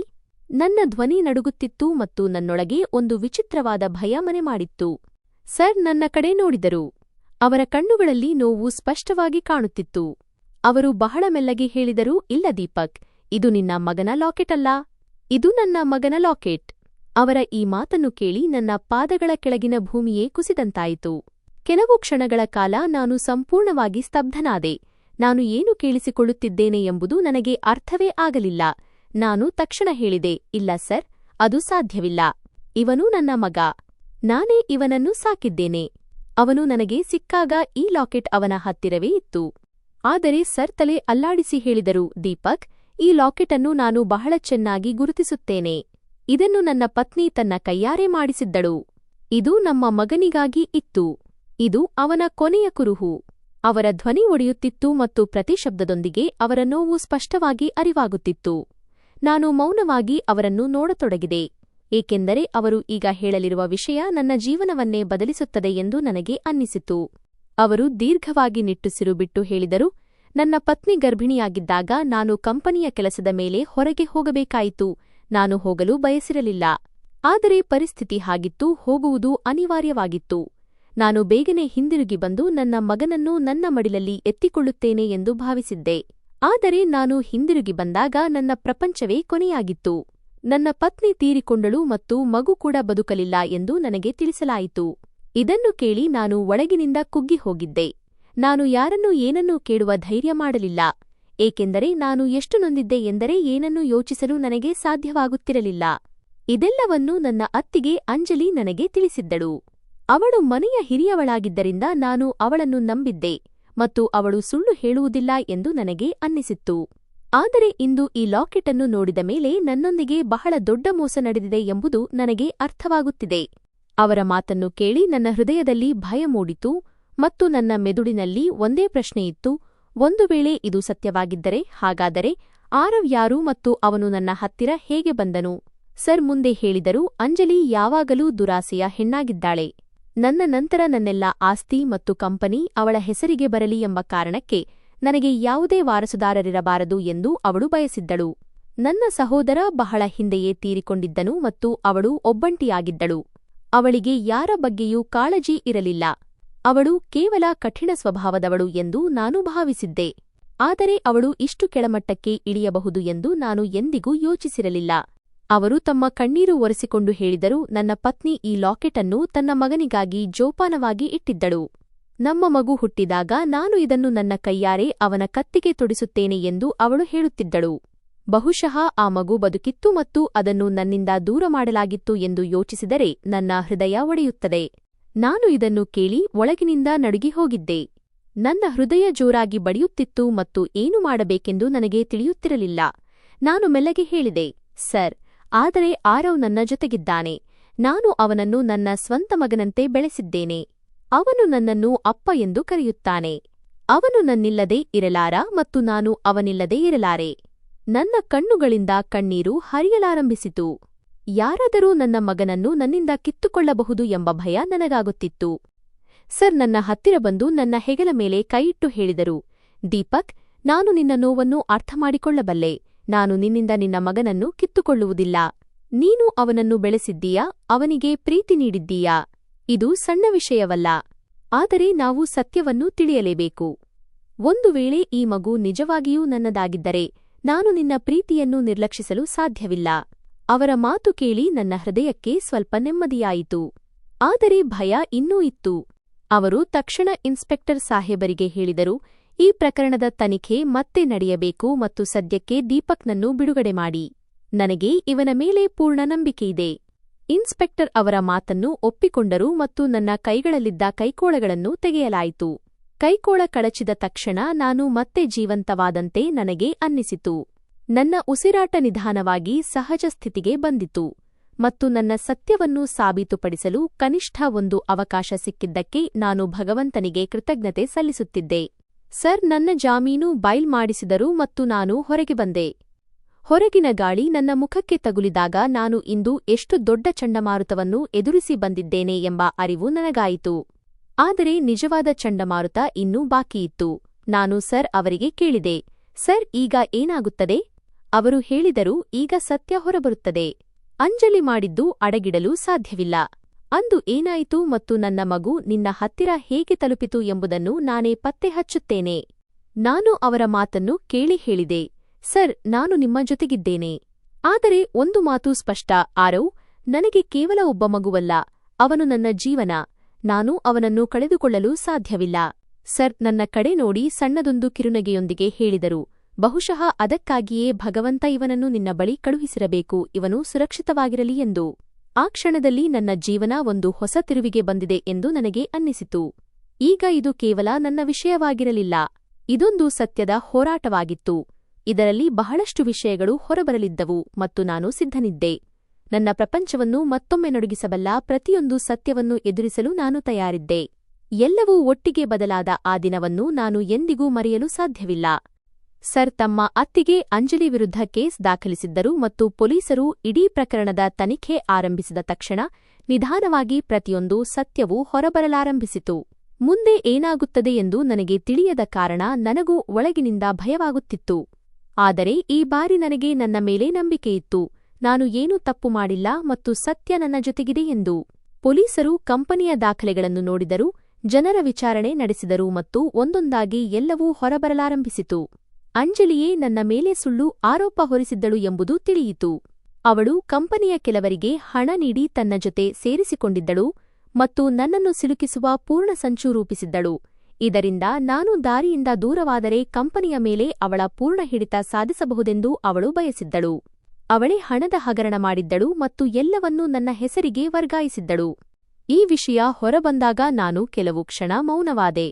ನನಗೆ ಅಳಬೇಕೋ ಅಥವಾ ನಗಬೇಕೋ ಎಂದು ಅರ್ಥವೇ ಆಗುತ್ತಿರಲಿಲ್ಲ, ಏಕೆಂದರೆ ನಾನು ಅನುಭವಿಸಿದ ನೋವು ಅಷ್ಟು ದೊಡ್ಡದಾಗಿತ್ತು. ಆದರೆ ಈಗ ನನಗೆ ನ್ಯಾಯ ಸಿಗುತ್ತಿತ್ತು. ಸರ್ ತಡಮಾಡದೆ ಅಂಜಲಿಯನ್ನು ಬಂಧಿಸುವಂತೆ ಮಾಡಿದರು. ಪೊಲೀಸರು ಅವಳನ್ನು ಕರೆದೊಯ್ದರು ಮತ್ತು ಮೊದಲ ಬಾರಿಗೆ ನನಗೆ ಅನ್ನಿಸಿತು, ಕೆಟ್ಟದ್ದು ಎಷ್ಟೇ ಚತುರವಾಗಿದ್ದರೂ ಅಂತಿಮವಾಗಿ ಸೋಲೆ ಅನುಭವಿಸುತ್ತದೆ ಎಂದು. ನನ್ನ ನಿರಪರಾಧಿತ್ವ ಸಾಬೀತಾಗಿತ್ತು ಮತ್ತು ನನ್ನನ್ನು ಪೂರ್ಣ ಗೌರವದೊಂದಿಗೆ ಬಿಡುಗಡೆ ಮಾಡಲಾಯಿತು. ನಾನು ಜೈಲಿನಿಂದ ಹೊರಬಂದಾಗ ನನ್ನ ಹೆಜ್ಜೆಗಳು ಭಾರವಾಗಿದ್ದವು.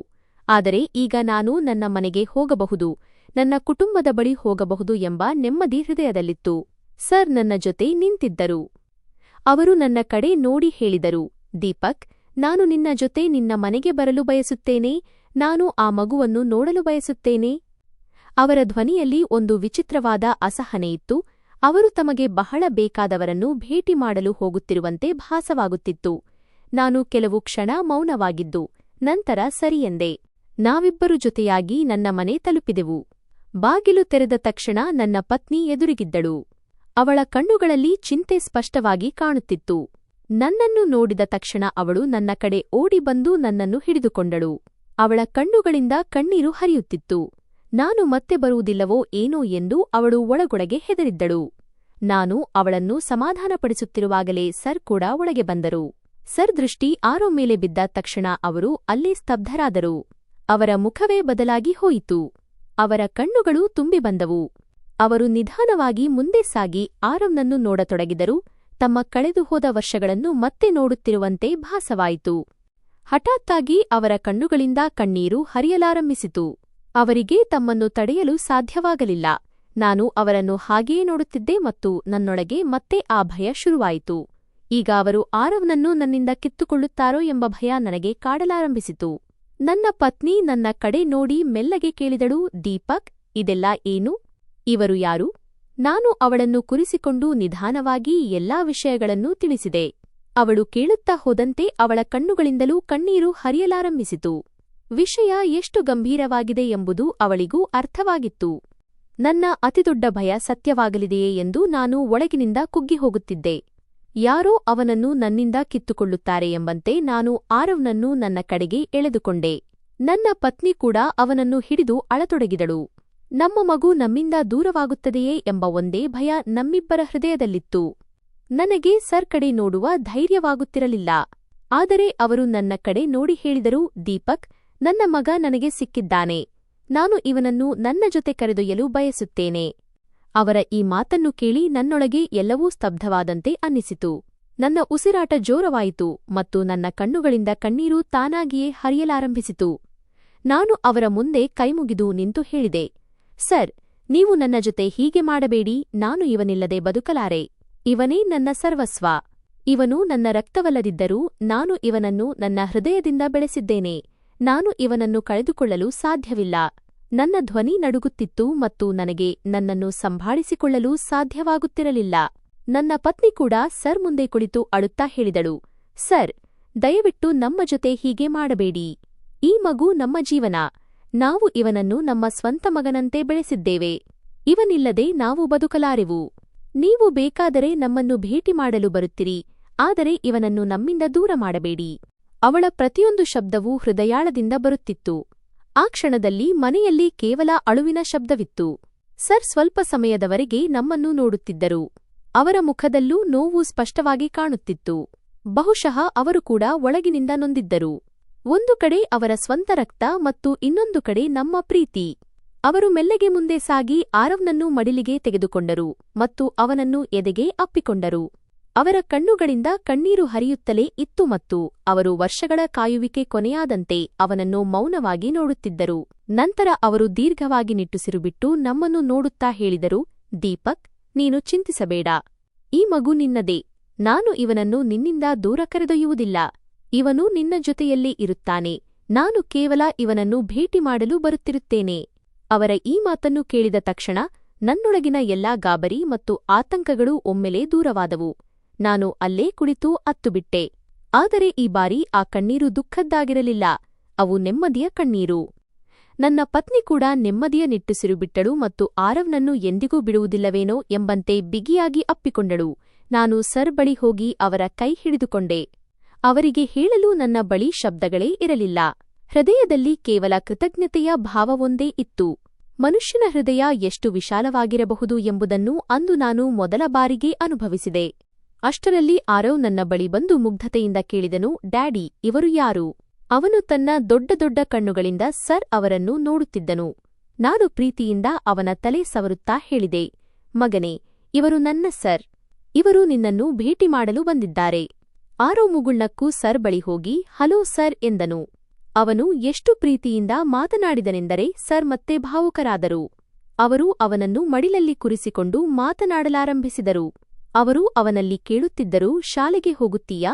ನಿನಗೆ ಏನಿಷ್ಟ, ಏನಿಷ್ಟವಿಲ್ಲ ಎಂದು. ಆರವ್ ಕೂಡ ಪೂರ್ತಿ ಮುಗ್ಧತೆಯಿಂದ ಎಲ್ಲವನ್ನೂ ಹೇಳುತ್ತಿದ್ದನು. ಆ ಕ್ಷಣದಲ್ಲಿ ಒಂದು ಅಪೂರ್ಣ ಸಂಬಂಧ ನಿಧಾನವಾಗಿ ಬೆಸೆಯುತ್ತಿರುವಂತೆ ಅನ್ನಿಸುತ್ತಿತ್ತು. ಸ್ವಲ್ಪ ಸಮಯದ ಹಿಂದೆ ಭಯ ಮತ್ತು ನೋವಿನಿಂದ ಕೂಡಿದ್ದ ಮನೆಯ ವಾತಾವರಣವು ಈಗ ನಿಧಾನವಾಗಿ ಶಾಂತವಾಗುತ್ತಿತ್ತು. ಸರ್ ಸ್ವಲ್ಪ ಸಮಯ ನಮ್ಮ ಜೊತೆ ಕುಳಿತಿದ್ದರು. ನಂತರ ಅವರು ಹೇಳಿದರು, ದೀಪಕ್, ಇನ್ನು ಮುಂದೆ ಎಲ್ಲವೂ ಸರಿಯಾಗುತ್ತದೆ. ನೀನು ನಿನ್ನ ಜೀವನವನ್ನು ಆರಾಮವಾಗಿ ಸಾಗಿಸು ಮತ್ತು ನಾನು ಕೂಡ ಇನ್ನು ಮುಂದೆ ನನ್ನ ಮಗುವಿನಿಂದ ದೂರವಿರುವುದಿಲ್ಲ. ಆದರೆ ನಾನು ನಿನ್ನ ಹಕ್ಕನ್ನು ಎಂದಿಗೂ ಕಿತ್ತುಕೊಳ್ಳುವುದಿಲ್ಲ. ಅವರ ಮಾತು ಕೇಳಿ ನನ್ನ ಹೃದಯದಲ್ಲಿ ಅವರ ಮೇಲಿನ ಗೌರವ ಇನ್ನೂ ಹೆಚ್ಚಾಯಿತು. ಆ ದಿನದ ನಂತರ ನನ್ನ ಜೀವನ ನಿಜವಾಗಿಯೂ ಬದಲಾಗಿ ಹೋಯಿತು. ನಾನು ಬಹಳಷ್ಟು ಕಳೆದುಕೊಂಡಿದ್ದೆ, ಆದರೆ ಅದಕ್ಕಿಂತ ಹೆಚ್ಚಿನದನ್ನು ಪಡೆದಿದ್ದೆ. ನನ್ನ ಗೌರವ ನನಗೆ ಮರಳಿ ಸಿಕ್ಕಿತ್ತು. ನನ್ನ ಕುಟುಂಬ ಸುರಕ್ಷಿತವಾಗಿತ್ತು ಮತ್ತು ಎಲ್ಲಕ್ಕಿಂತ ದೊಡ್ಡ ವಿಷಯವೆಂದರೆ ನನ್ನ ಮಗು ನನ್ನ ಜೊತೆಗಿತ್ತು. ಈಗ ನನಗೆ ಯಾವುದರ ಭಯವೂ ಇರಲಿಲ್ಲ. ದೇವರು ನನ್ನ ಜೀವನವನ್ನು ಹಾಳಾಗಲು ಬಿಡದೆ ಇನ್ನೂ ಹೆಚ್ಚು ಗಟ್ಟಿಗೊಳಿಸಿದ್ದಕ್ಕಾಗಿ ನಾನು ಭಗವಂತನಿಗೆ ಕೃತಜ್ಞತೆ ಸಲ್ಲಿಸುತ್ತಿದ್ದೆ. ಎಂತಹ ದೊಡ್ಡ ಸಂಕಷ್ಟ ಬಂದರೂ ಮನುಷ್ಯ ಪ್ರಾಮಾಣಿಕನಾಗಿದ್ದರೆ ಕೊನೆಯಲ್ಲಿ ಜಯ ಅವನದೇ ಆಗುತ್ತದೆ ಎಂಬುದು ಅಂದು ನನಗೆ ಅರ್ಥವಾಯಿತು. ಸ್ನೇಹಿತರೆ, ನಿಮಗೆ ನಮ್ಮ ಈ ಕಥೆ ಇಷ್ಟವಾಗಿದೆ ಎಂದು ಭಾವಿಸುತ್ತೇನೆ. ಕಥೆ ಇಷ್ಟವಾಗಿದ್ದರೆ ವಿಡಿಯೋವನ್ನು ಲೈಕ್ ಮಾಡಿ. ಚಾನೆಲ್ಗೆ ಹೊಸಬರಾಗಿದ್ದರೆ ಚಾನೆಲ್ ಅನ್ನು ಸಬ್ಸ್ಕ್ರೈಬ್ ಮಾಡಿ ಮತ್ತು ಹೌದು, ನೋಟಿಫಿಕೇಷನ್ ಬೆಲ್ ಅನ್ನು ಖಂಡಿತವಾಗಿಯೂ ಒತ್ತಿರಿ. ಇದರಿಂದ ಮುಂದಿನ ಅಪ್ಡೇಟ್ ನಿಮಗೆ ಮೊದಲು ತಲುಪುತ್ತದೆ.